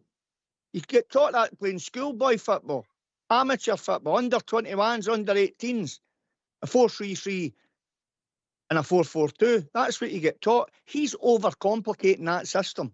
You know what I mean? And he rants and raves about stats if that's what he wants to do. Well, I'll tell you, Gaffer, the only stat I'm interested in is the one that's got 3 points after it. That's the only stat I'm interested in. I'm not interested in how many shots we've had in target or how many passes we made or how much possession we had, etc., etc., etc., etc. It's a 3 point stats because that wins your league games. And when you win league games consistently, it breeds confidence. And when you start to get confidence in your team, you start to win football matches and then you win trophies. That's how the football works. And he should know because he's been at Rangers before. He knows the demands of the football club. He knows what's expected at Rangers, you know. So he should understand big time what's going on here. Now he's the manager of the Glasgow Rangers. You know what I mean? It's as simple as that. And he should be hammering down and tapping A players because he's the one that's signed them. He's the one that's bringing them into the club. He's the one that thinks they're going to do a job for Rangers. So he's the one that looks them in the eye every day when they're going out to training. He's the one that teaches them in training. He's the one that sets them up when they go out to play games of football. You know, so it's on him. Obviously, the players need to take responsibility for themselves. I mean, I will cut him some slack and say, I mean, you can't make mistakes like we've been making, you know, and the cheap, silly goals that we're conceding. You know, we can't keep doing that. The manager can't. That's not the manager's fault. That's down to the player. You know, but that said, mate, it's his responsibility to make sure the players have got to go out there and perform. 100%, Billy. I couldn't agree with you more, pal. Well said. Bridgeman, the fundamentals of football, I mentioned it earlier, is defence. Foundation, make a strong back line. Souness believed in that. That's how he went and got the England goalkeeper and brought in Terry Butcher, his captain. Walter did that as well in his tenure. Once he came back for the Paul Le Guen era, went and got Davy Weir and Hugo Egiog. He's not helping himself with the players that he's bringing in, but is he choosing the players? Because I believe his title now is Rangers coach rather than Rangers manager. So do we need to point fingers a wee bit at Kevin Thelwell that he's not bringing in the right players? Because when you look at that defence that we had there on Tuesday, a young boy that's hardly played a senior game, comes in and great, brilliant, acquitted himself really well. Big Ziga, he's not a great, start his career with the level of football he's at, and even Aarons hasn't deputised all that well for Tavernier, so we're left with Suter there to marshal a back line where he's too quiet. He's too quiet. But Billy and Bridge, we'll come to you first, Bridge, and then Billy. I listened to Billy Dodds on BBC Radio Scotland and the way coming back for the game. And obviously he's got the insight of the dressing room with being in there with Barry and that last year.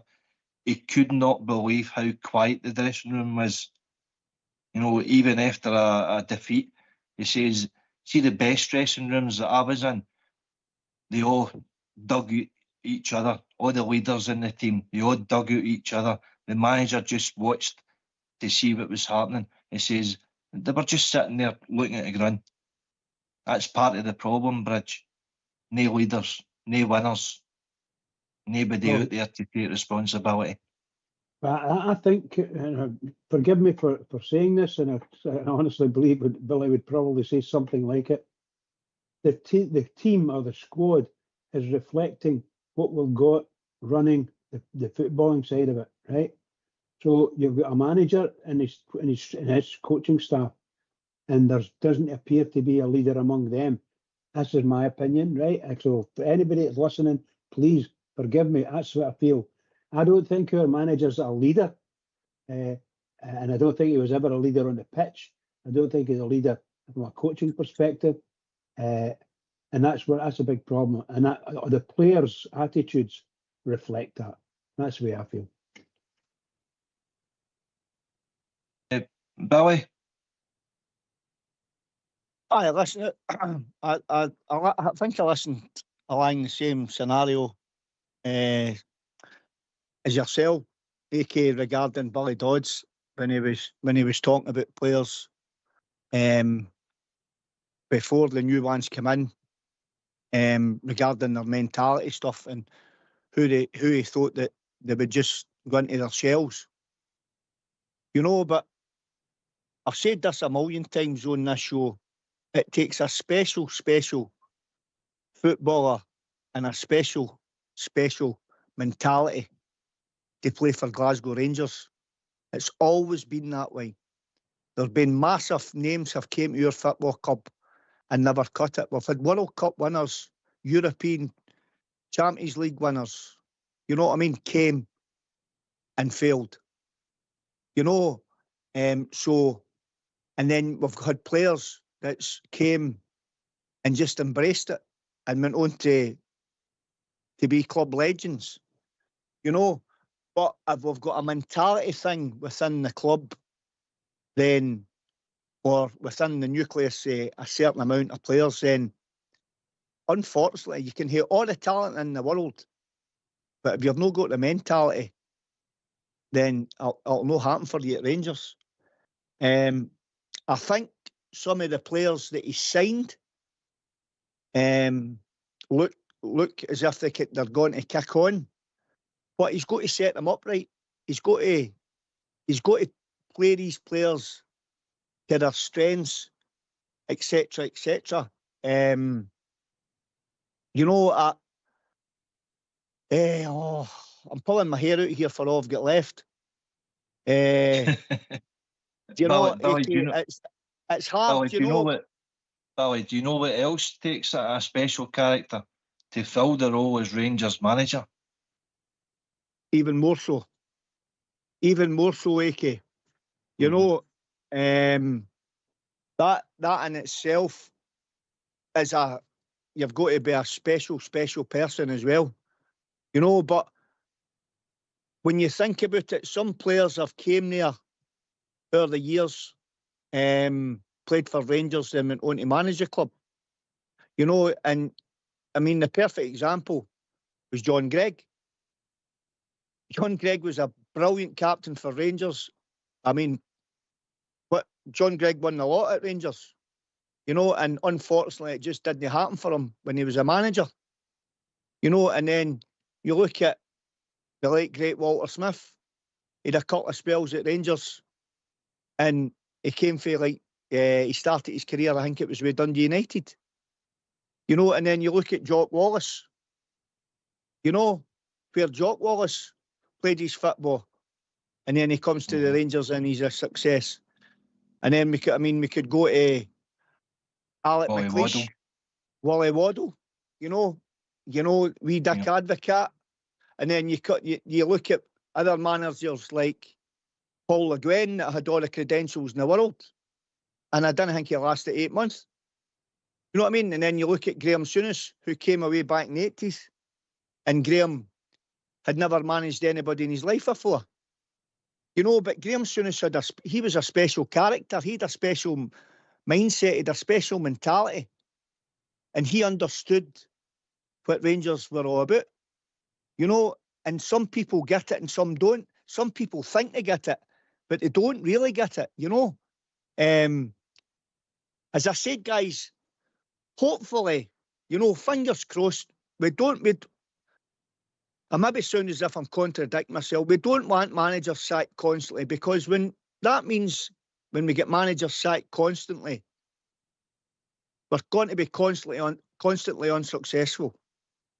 The mere managers that we get that we don't sack are going to win us trophies and win us games of football. And that's all we want as supporters and as a fan base. We just want to win games of football and enjoy the football that we're seeing. And we want to see silverware. That's all it's not a lot to ask. I mean, we've only one team to beat here. That's all we've got to beat. We've one team. It's not as if we're playing in the English Premiership or Serie A in Italy or Spain or Germany. We've only one team to beat here, and that's them across the city.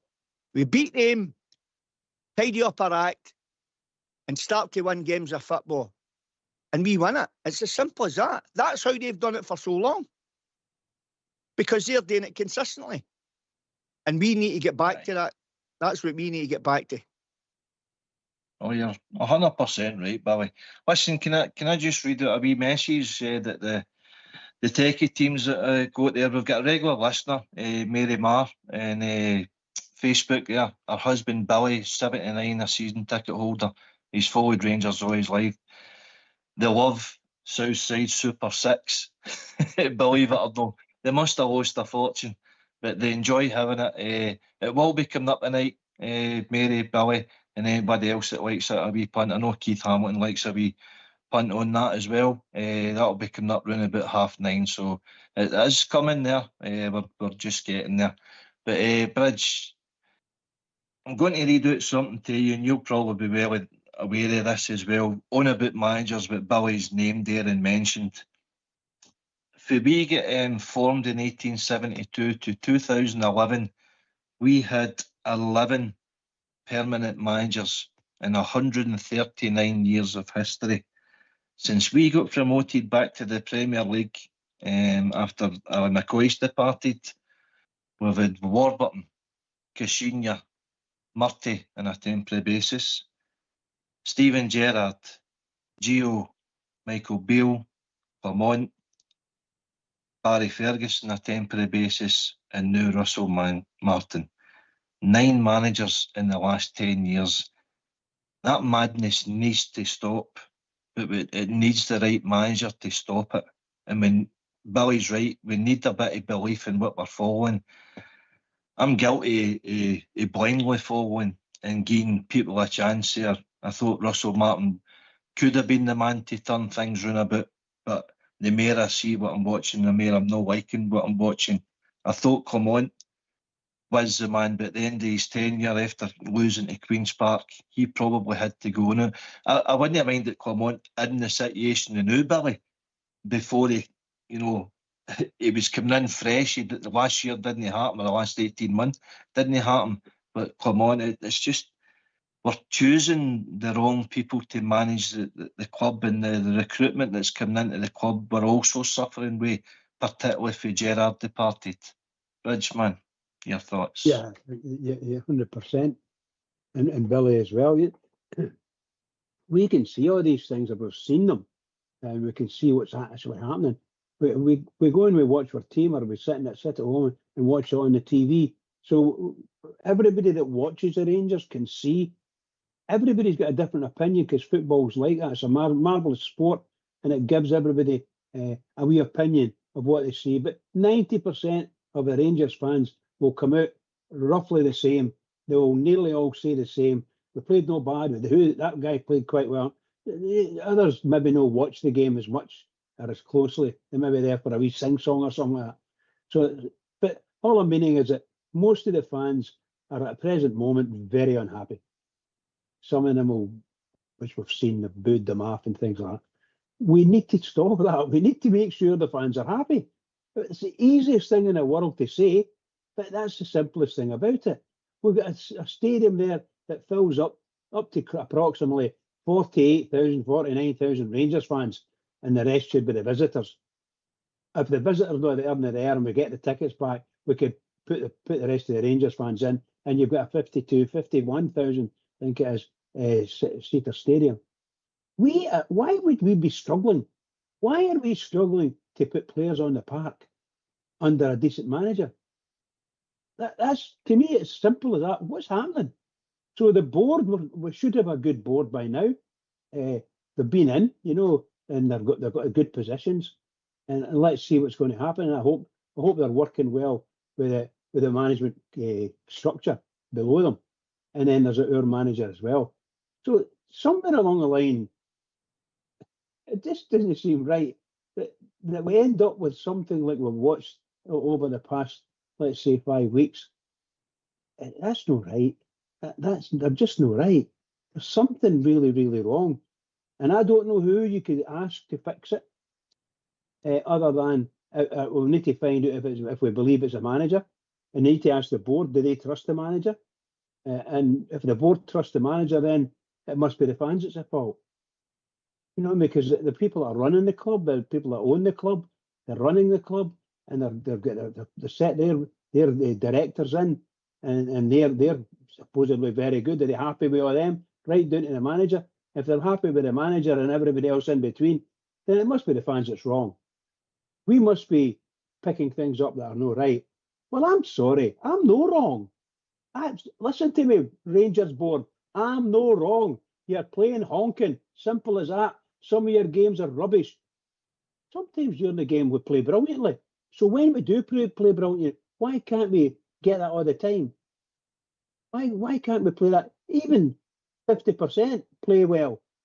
I'm not like that. Rangers are used to just going out and winning games. That's what we're all brought up with. All of us fans that love Rangers, that's what we're brought up with. Rangers winning games. When we lose, it can be a disaster. When we lose, it's no right. But look at us now. We can hardly win a game. So please, Rangers, listen to what we're saying. I'm not being funny. We really need to start winning games. You need to get the whole system right, and all hands must be shaking. We must all shake hands. We must communicate, comment, do what you want to do, but we must do it. And you've got to show leadership and stop talking to the BBC and STV. They're going to kill us.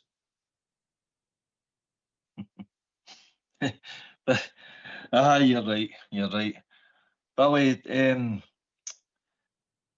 we're just looking at the level of opponent, particularly domestically, the way we've started the season. It's not the best level opponent, so with a wee fear about the Bruges game coming up, and now we're running into St Mirren, a difficult away trip.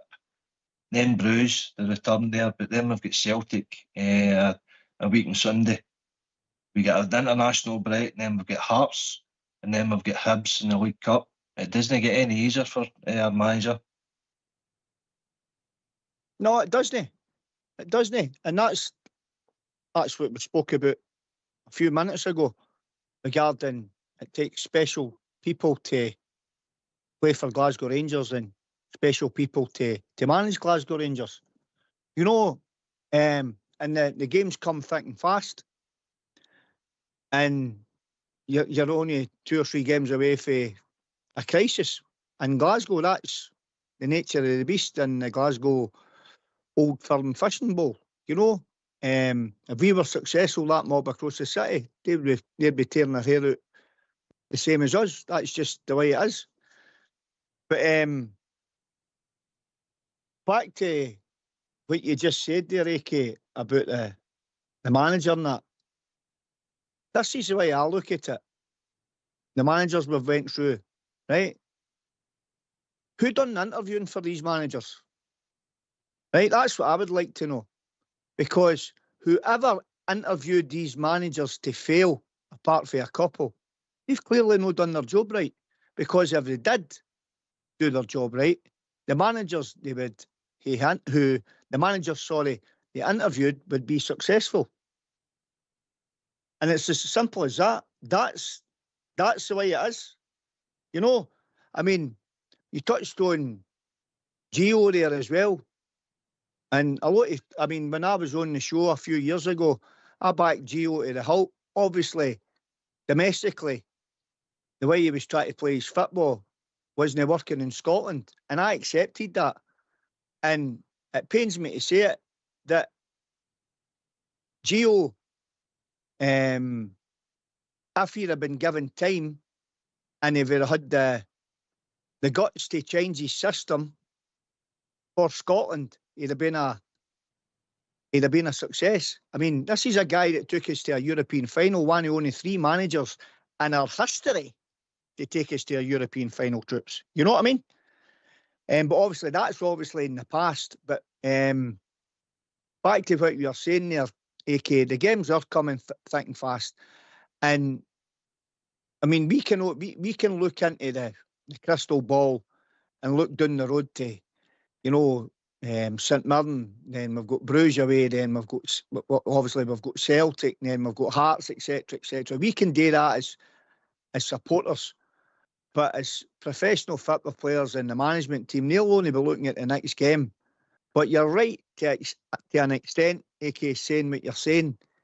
But listen, this game on Sunday is going to be a super test for the Rangers, you know, because St Mirren's at home, they'll be well up for it. They're a big, strong side. They'll use all the park. You know, they're physical. They can shift the ball about. They can hold the ball up. You know, they're big battering rams, etc. And this is when the Rangers players' character will be tested big time. And you'll see on Sunday if things start to go wrong with these players who are mentally tough enough to carry that jersey. You'll see it, we'll all see it for ourselves, and we'll also see how good this manager is regarding his tactics and how, if he can overcome this. That said, we maybe go to St Mirren and win 3 or 4-0. You never know, and we're all sitting here and we're all panicking, getting our knickers in a twist or hee-haw. But you know what I will say is, if he's looking at stats and he's looking at this and looking at that, and he talks a good game and he talks as good as he thinks he is, basically he walks the walk. He'll see what the score is there with St Mirren, and hopefully he'll have a game plan to come up and beat them, and we take the 3 points. But we'll see. Fox is saying enough, Isa. It's reached that time of night, guys. Oh no, Mary Mark, listen, we've got Southside Super Six.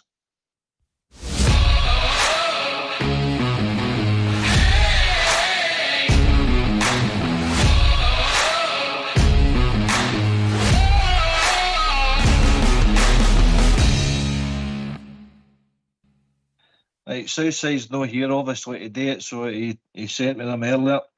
So our first selection tonight is the Gunners, Arsenal. We'll then get Birmingham, West Brom, Grimsby, Kilmarnock and Alloa. And that returns 35.5-1. So good luck if you follow that. Let's say 6 teams again. Arsenal, Birmingham, West. Right. Arsenal, Birmingham, West Brom, Grimsby, Kilmarnock and Alloa. And it's 35.5-1. So a wee 10 spot on that, Bridgeman. Usually gets you nothing, but this week it will get you 350 quid. Oh, wow. I'm in. 355 actually. So good luck if you follow that, particularly yourself, Mary and Billy. Thanks for your comment. You want to put them onto the forum. Put it on the forum. So that can be arranged. Yeah. That can be arranged. Why don't you give us a call on 0141 356 1972? It's your show, it's your platform. Let's hear from you.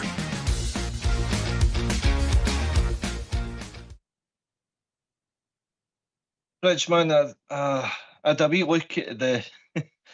It's no good reading actually. Our previous visits to St Mirren and things like that. St Mirren haven't lost at home in their last 9 games, and Rangers haven't won away from home in their last 7 away from home. But the bookies surprisingly have as favourites at 8-11 to win. But when you're looking at that table now, I know you said earlier, Billy, it's a 2-horse race, and historically it has been, but Hearts look to get themselves in order a wee bit.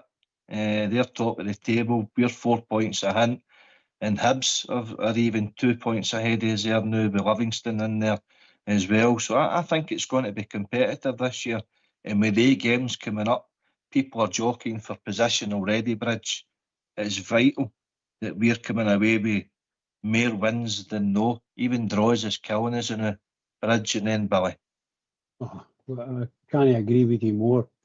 Big difficulty for the St Mirren game, and I can tell you now, is they're going to bully us off the park.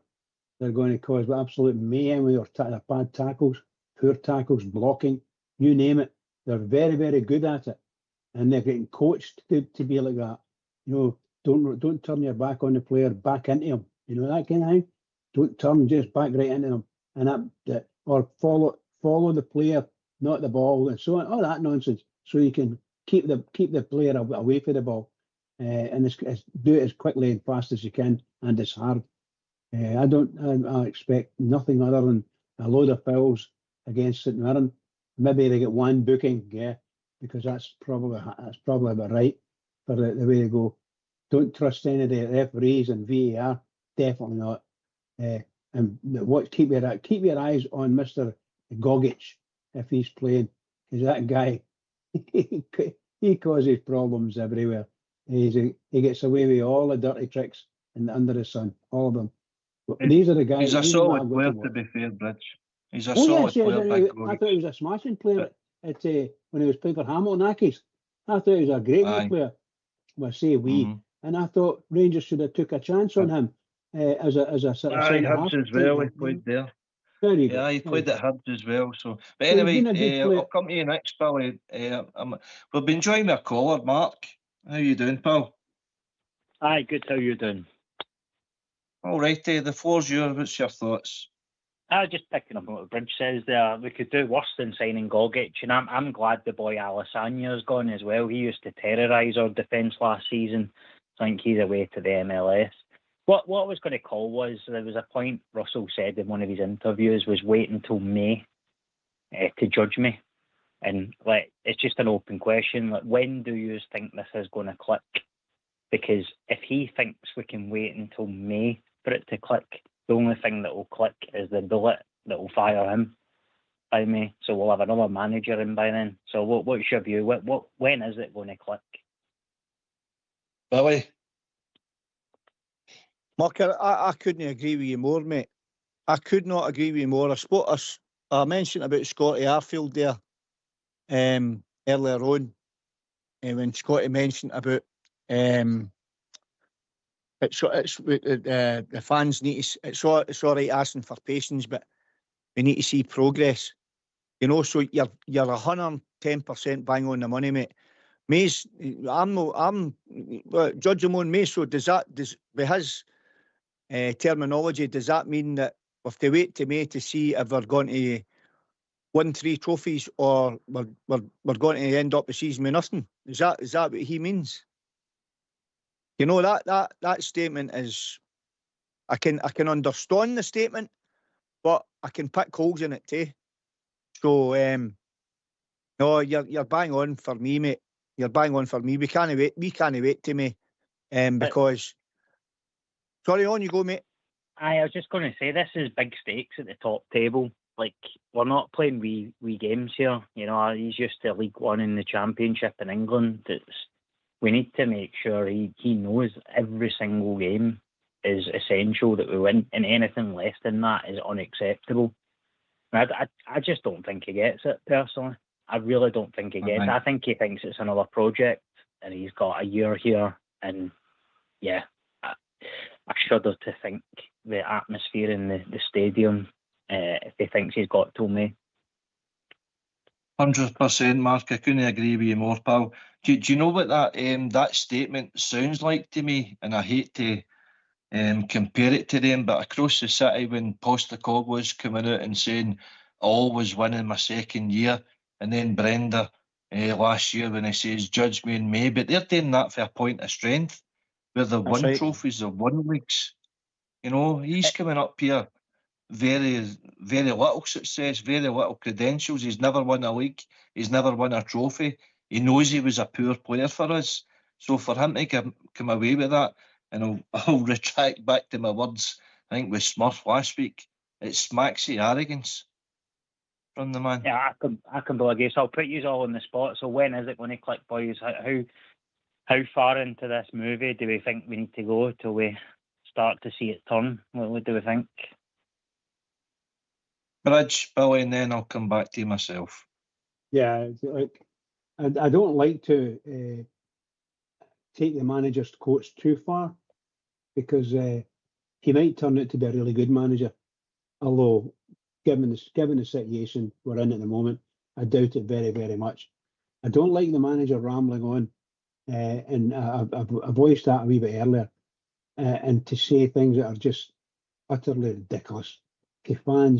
Some of the fans just can't believe what he said and how he says it. It's as if he's just It's as if somebody's just made it up and said, this is what you got to say. It's just nonsense. All of it is just nonsense. And he needs to please get a grip and stop talking in riddles and giving 15-minute interviews to these people. Stop. Just stop. Go on with your job. Get the coaching bit done and get it done right. We're struggling on the park. Get that corrected. Billy? Well, I'll give you my thoughts on it, buddy. I think the next 3 games are got to be absolutely massive, and I mean massive. We've got to we rock up to St Mirren on Sunday. In my opinion, I know it's early in the season. People can think what they want, etc. It's a must. It's a must 3 points for us. No draws, no defeats. It's a must 3 points, right? Then we've got Bruges. We could get luckier there. My fear is with the mistakes what we've been making at the back, that could cost us earlier. I don't think we've got the perfect 90 minutes of football in us. I hope I'm wrong, and we go through that tie.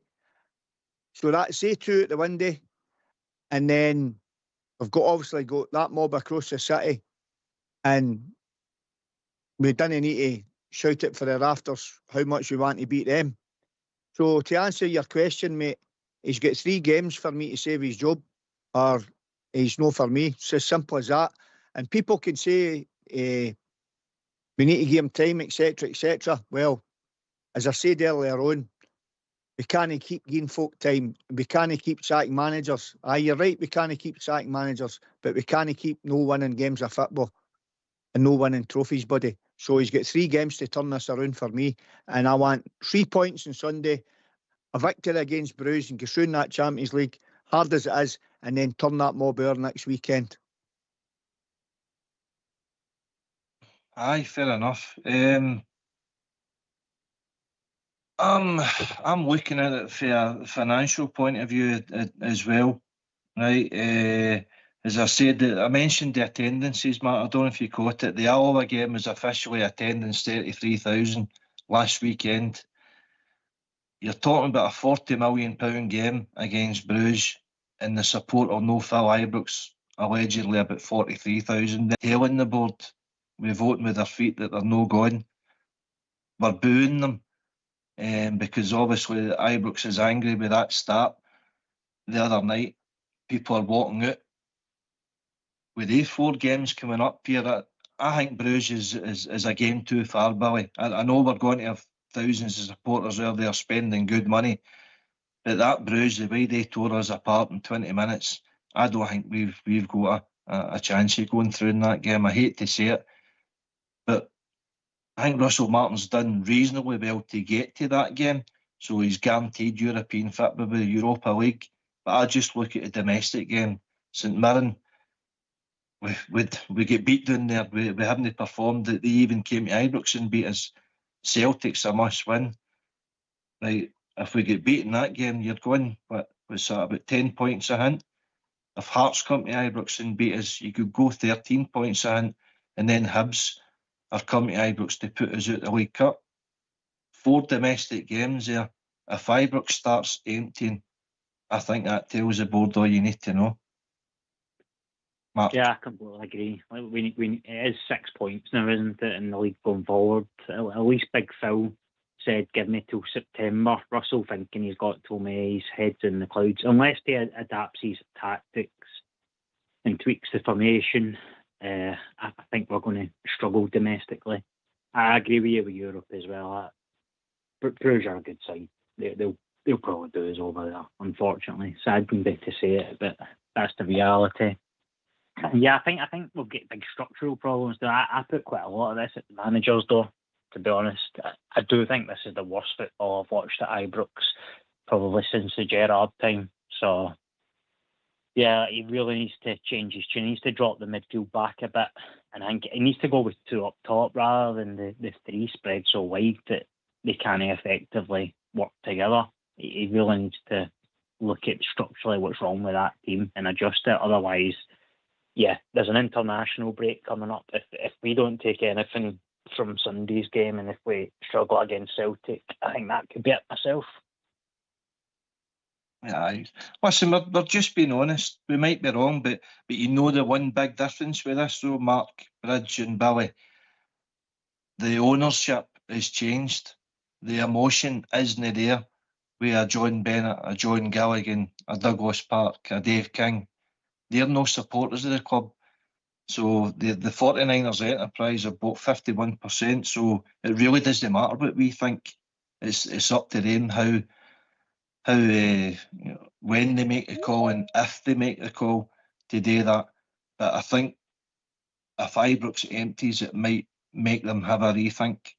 Bridgeman? Sorry, I was just going to when you go Mark then, Bridge. American teams, right, there's no relegation.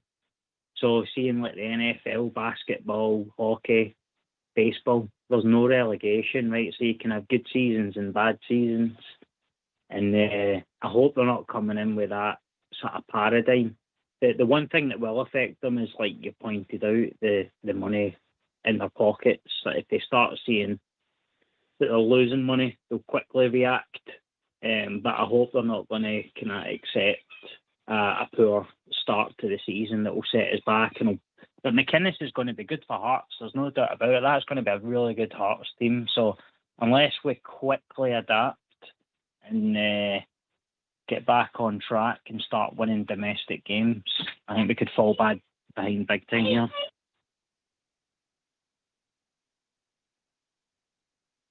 Billy? Listen, I tend to agree with Bessie there and at the same time disagree with which is part and parcel of debating on this show, because we get it. That's what's so good about the platform Rangers Radio. I think the Yanks here, if they've done their homework, which we expect they have done, they'll had a look at, right, we want to, this will be a plan A, plan B, plan C for talking sake. Plan A will be the Champions League, plan B will be the Europa League, plan C will be the route to touring, and they'll have a structure in place, I would imagine, for the 3 different scenarios. But listen, I think the Yanks, I said this way back last year when there was talk of these guys coming in. They've obviously seen something in Rangers, how to make money. And they've got a proven track record at making money. And they'll want their fingers in the honeypot of the Champions League. That's what they'll be wanting. They've not just come in this for Europa League football troops. No chance. Because the massive difference in finances between the Champions League and the Europa League are absolutely huge. You know? So, regarding this game during the week against Bruges, I mean, obviously we're all wanting Rangers to qualify. But, and a lot of people can say, oh, well, it's maybe a bridge too far, etc., etc. That said, it's the finances that come with that. It's the prestige that comes with that. You know, the platform that comes with the club, the sponsorship deals, etc., etc. And if you're getting that big money in that Champions League and you're playing it on that platform, that can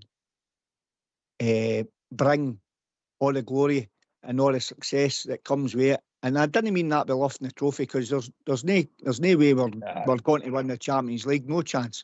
But by that I mean you can attract top players. Yeah, yes, of course.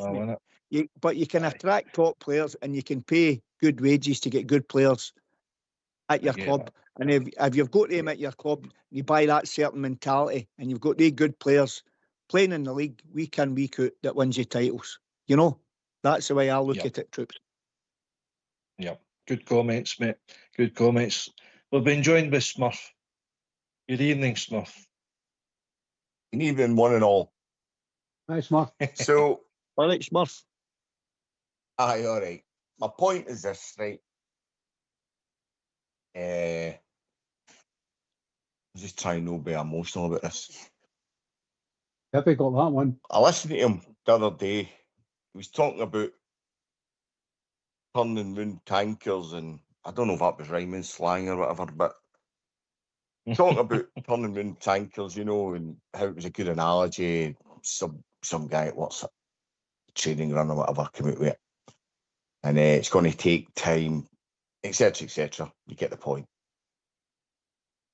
And then the other day, he comes on and he says, "This isn't going to take. This isn't going to be a quick fix. We've said that, etc., etc." This club's basically paraphrasing, has been in the doldrums for a long, long time. And it's had no success, and apart from 1 year, right? Gerard winning the league. But the way I see it is, the years leading up to Gerard winning the league, we weren't even in the Premiership. So that was a job of work getting there, right? So they don't count, because you weren't even in the league anyway. And then we made a few mistakes. We get the control of the club was wrestled for charlatans. Dave King takes charge. We get Gerard in the job. And it took Gerard 3 years to build a team. So it did. And at one point, I thought he was going to get the sack. I think it was a cup game at Tynecastle we get beat. I thought, oh, he's for a high jump, right? And they survived that. They held their nerve, and they carried on, and eventually he wins the league. Club failed to back him, or he walked out. Whatever the scenario was, in reality, I don't know. And he goes to Villa. Gio comes in. It's still Gerard's team, though. Right? It was the team he assembled over a 3-year period, and takes that same team to a European final.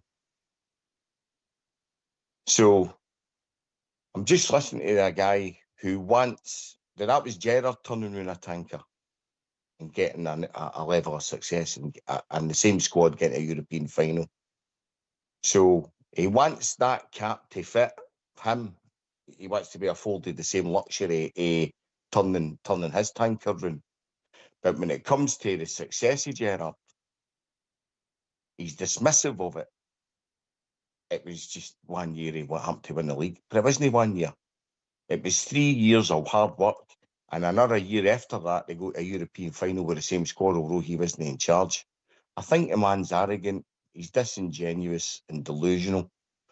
And ultimately, it'll be the Rangers fans that decide his fate, nobody else. What do you think of that?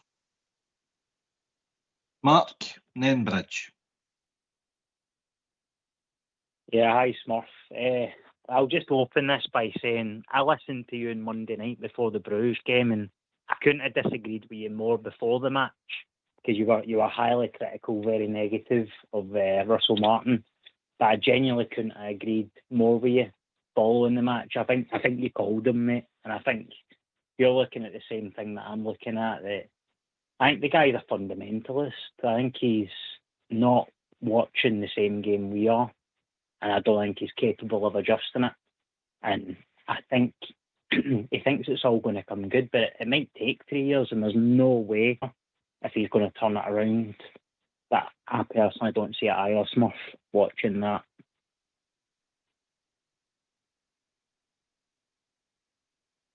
Can I just apologise to Stevie for Australia? He's been trying to call in, but we couldn't get him on the call.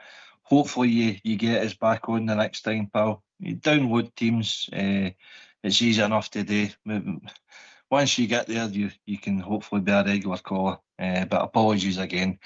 Bridgeman, your thoughts on what Smurf had to say? Well, you know, everything Smurf says is veritably sensible, and he's saying similar things to without going too far back in the history. And I love when Smurf does that. It's nice to go back and remember how we got here and what happened. And when he started talking about Gerard, for me, right now, just right this minute, I would go and get Gerard. I really would. Providing the guy wants to come, of course, but I'd make him an offer he can't refuse. That's what I would do. I would have done it before the season started. When whenever it was we stopped if it was May or June. Right away there, that would be me. I would go and make him an offer. Now, I believe he didn't want to come back from wherever he was, but I think he might be open to it now. So please, if you're going to look at something, go and look at Gerard, because really, this experiment we've got with Russell Martin, I don't think it's going to work. Look, I tell you now, I really and truly, I put my hand on my heart and I say, look, we might do these things. We might get through there and get through Sunday. We could beat St Mirren, and then we're going to play what do you call them, Club Bruges again away. We might get through there. We might. I mean, make no mistake. If we can get that team that played in the second half to play with the same energy for the very start of the game, and make sure we've got defenders that know what they're doing, give them whatever you got to do, G them up a bit. Seriously, we need to be able to defend because we're away from home, and we need to be able to attack. And the guys in the second half against them gave them a hell of a time down the left-hand side. So we need to do that again. And I don't know what happened on the right, because our full-back and our sort of right side of midfield wasn't working. There was something wrong there. But you left Ant-Man with nobody, so it's just himself. However, you heard what I said. As far as I'm concerned, we could do it as long as everybody is singing for the same hymn sheet and they're on the same park with the same thought in their mind. Simple as that. Well done. By the way, well done, Smith. Well done. Aye, it's good comment, Smith. It's fair the heart, pal. Listen, we're all hurting. We're all hurting. You called it earlier than I certainly did. I'm desperate for a manager to come in and be successful. I really am, and that's why I'm so desperate for Martin to be a success. Who knows? Billy said earlier he might turn it around the way Postecoglou does, but it looks highly unlikely with the disorganised play of what we're watching. We're struggling to beat teams Motherwell, Dundee, Alloa, and we've got the 5 games coming up. I look at the list of managers that we've had in the 10 years before we got promotion back to the Premier League, Billy, and then I'll come to you, Smith. Warburton, Caixinha, as I say, Murty, Gerard, Gio, Beale, Clement, Fergie and Martin. The stature of that manager doesn't fit with the stature of our club, and certainly know the stature of the players that we've got wearing our jersey out in that park. And I think that's where we went fundamentally wrong. Billy and then Smith. And by the way, we're going on 10 minutes to give Smith an opportunity to have his say. Aye. Listen, you're right enough, Eric. You know, that's the stature of the managers says it all. Back to what I said earlier on in the show, mate.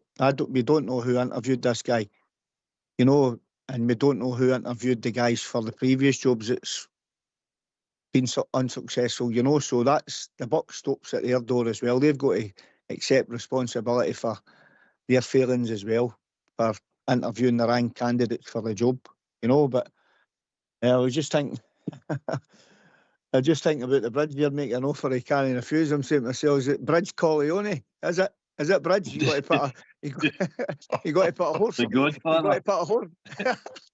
put a horse in his bed or something, Bridge. No, listen, Smurf's bang on there too, man. Listen, the concerns here, it's not as if this is a one-half scenario here and we're saying we're all just making a knee-jerk reaction type thing. This has happened consistently now for a number of years, right? So we know, we can see things happening, and when we smell it, we can smell what's going to happen. That's the way it is. So this is nothing that's just basically just dropped on come out the sky and landed in our laps. We've seen what's happened. We've seen how unsuccessful we've been. We've seen managers come and go. And the minute we see things that's not right, that's what sets alarm bells ringing off in their heads. And rightly so, because we can see what's happening. But fingers crossed he turns it around. We don't want to keep sacking managers. We want them to be a success, but I'll tell you one thing, guys. I've got my major doubts, big time now, like big time. Smurf. Aye, I suppose. I mean, you're right. Nobody, like, ultimately, wouldn't care who it was that was in the dugout if you were winning. Let's be honest, right? I've only called out 2 managers, and that was Beale. I just, right away, I knew it was even the, you know, he was meant to have been in the Loudon and all that, you know, Gio was still in the job and he was watching games and all that. I just didn't sit right with me. I knew right away, didn't like him. It was an ethical thing. And this guy, you know, I come on here and I referred to him as Russell Starmer after one of his pressers. And but honestly, he's sounding more like David Brent every day I hear him now. It's I'm not having it. I'm sorry. I want anybody in the dugout to be successful. That's it ultimately. But it's not going to happen, in my opinion. I think the club is primed for success. It's got one unifying voice. It's got 49ers sort of in there. It's no a co-op of Rangers fans who aren't getting on or whatever. And it's one unifying voice going in one direction. And they made an appointment. I think it's a wrong appointment. And I think we just need to cauterise it as quickly as possible. Just call it for what it is. It's a mistake. And but once they've got their ducks in a row and they've got somebody lined up who's appropriate. What you get back to your point was about stature. Stature of the manager. We could attract, correlated, not with the size of the club, but the size of our finances at the time. And it was a masterstroke, although a gamble, because he was a rookie, with Dave King bringing in Gerard. But he gave him time, allowed him to grow, and it worked. This guy's supposed to be somebody who's had success in the Championship, managing the Premier League. Your eyes don't lie, you've seen it, the pace and the power we were going to play with. He's brought the slowest player in the club to the club in Joe Rodwell. You know what I mean? You can be expansive out of possession. In possession, you can't be expansive out of possession. You've got to go narrow and tight and defend. And that's what we don't do. And I'm frightened for Sunday. I'm literally frightened for it. So, and as a Rangers fan, you should be sitting there thinking, we've got a chance against anybody. And of course we should be beating St Mirren on Sunday. But with this guy in charge, going out the house and leaving the back door open, innit? Can I come in for a minute, boys? Of course you can. I've listened to this show all week and everybody's more or less on the same wavelength as a fan base. But I'd like to put something forward to you. Can you name a manager that's ever managed Rangers that's had to come in to not a settled squad, not a settled coaching staff? He's brought in something like 11 players, 5 Englishmen, a Scotsman, a Colombian, one for Bino Fasco, one for Norway, one for Sweden, all guys with different personalities, different ways of playing. And you all think that he's going to turn this round in 7 weeks. I think you should give the guy a bit of time. Thank you. The voice of reason speaks. Listen, it's a point. Fox has got their Smurf to counter yours. I mean, I know where you're coming from, mate. Our eyes don't lie. But Fox is right. I think he's got a good point. He has got a point. It's a rational point. Smurf, let us finish, please. Sorry, pal. I thought you'd finished. No worries. You can come back in. In fact, I'll go to Mark and then yourself.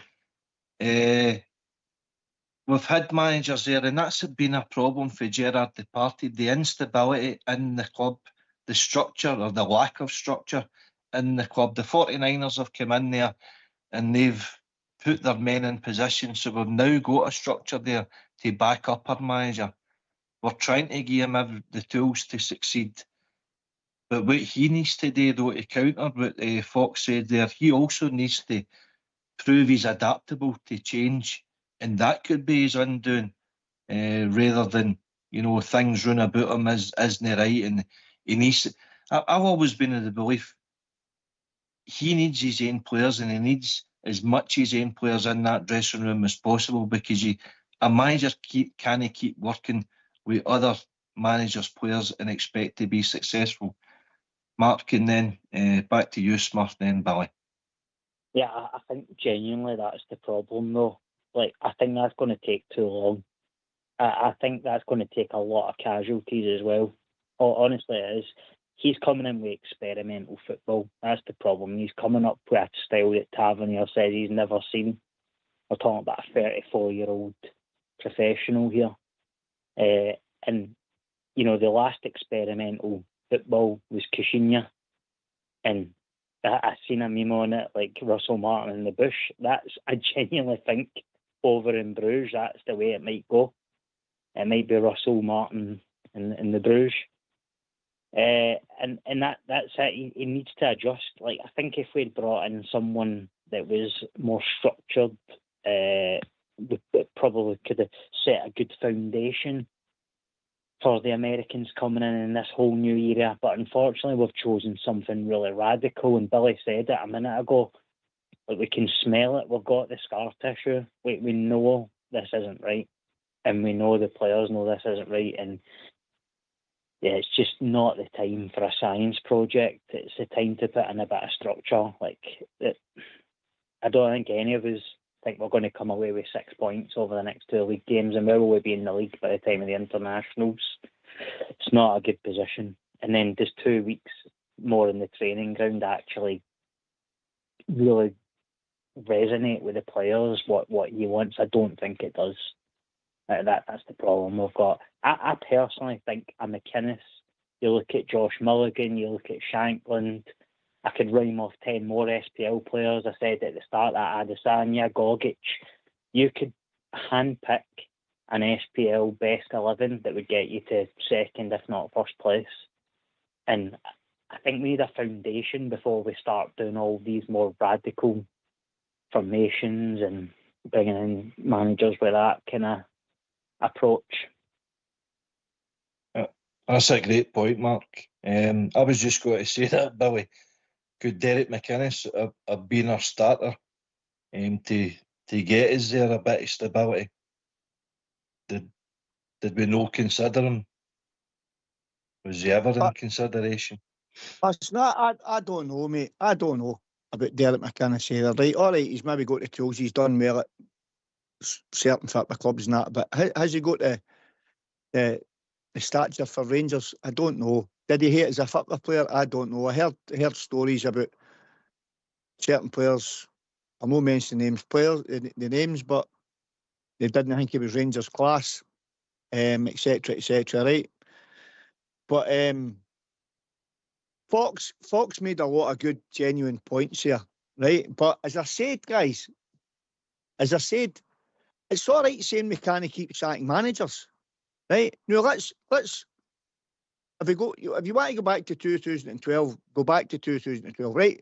But let's cut that out. Let's go for when Gerard signed, right?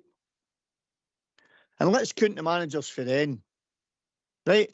How much more time do we as fans need to watch your club being successful? How long does it take? Is that the way? Is that our mindset now? We just stagger along, as I said, from minefield to minefield, and just keep accepting this. Oh, it'll take time. It'll be 12 months. Or it'll be a year and a half. It'll be 2 years. Is that what we've got to do? Is that where we've now become as a football support? Is that where we stand as a football club? Is that where we really stand? We'll just accept this. Well, I'm sorry. Some people maybe accept it, but I certainly aren't accepting it.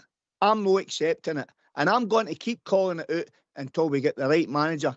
And see, I'll tell you just before I finish here, because I think we've rabbled on there for a wee while, right? We talk about managers making us hard to beat, right? And the likes of Walter. Walter made us hard to beat. You know what our problem is now? We are too easy to get beat. That's our problem. We're too easy beat. And until we get that mentality, yeah, we're too soft, mate. And until we get that mentality back of being hard to beat, then nothing's going to change. Nothing. I agree with you. Thanks for that, Billy. Your final thoughts there, Smith? We're just about to wrap up now. I think we look like we're set up to get beat. Bruges manager says he couldn't believe his luck. And I was looking at that boy, that manager for Bruges. With his suit on, a shirt and a tie, the jumper around the top of it. Hair wasn't in his eyes, smart as a carrot. His team looked smart as carrots. They were out there, everybody knew what they're doing on and off a ball. They played to a game plan. And he looked every bit a Rangers manager. He looked like a Rangers manager. And when you looked at our dugout,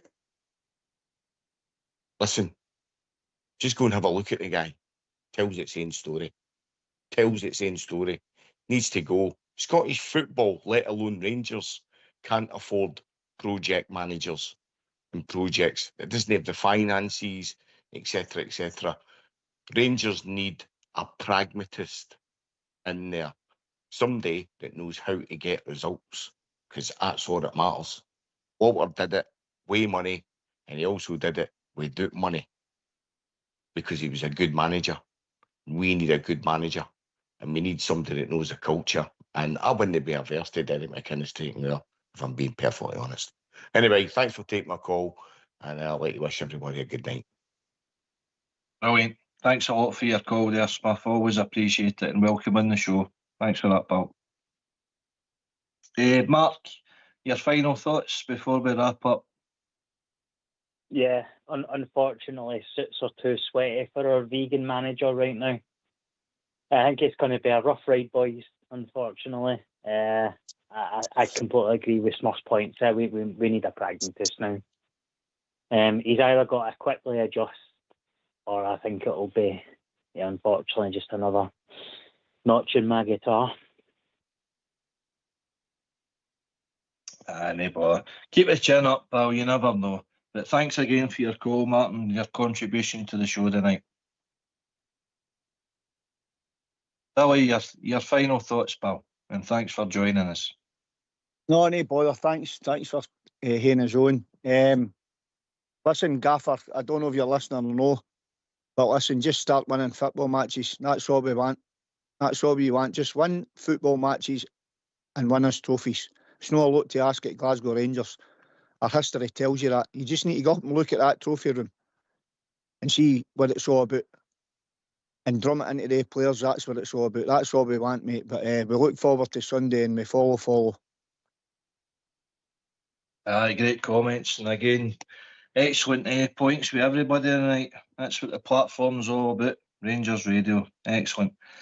Can I just thank Billy for joining us, and Mark. Don't know if Mark's been on before, but don't be a stranger. Call back. Excellent points tonight. Apologies again to Stevie in Australia. Hopefully we can get you on the next show. And Smith for joining us late. Unfortunately, Bridge has had to depart, so it's left to me to just wrap up. Thank the techie team. Fox and Old School Blue in the background. Without them, there wouldn't be a show. Hope everybody enjoyed the show. We'll be back on Sunday pre-show, I think, so probably about 11 o'clock. Hope to see you then. Enjoy your weekend. Good night.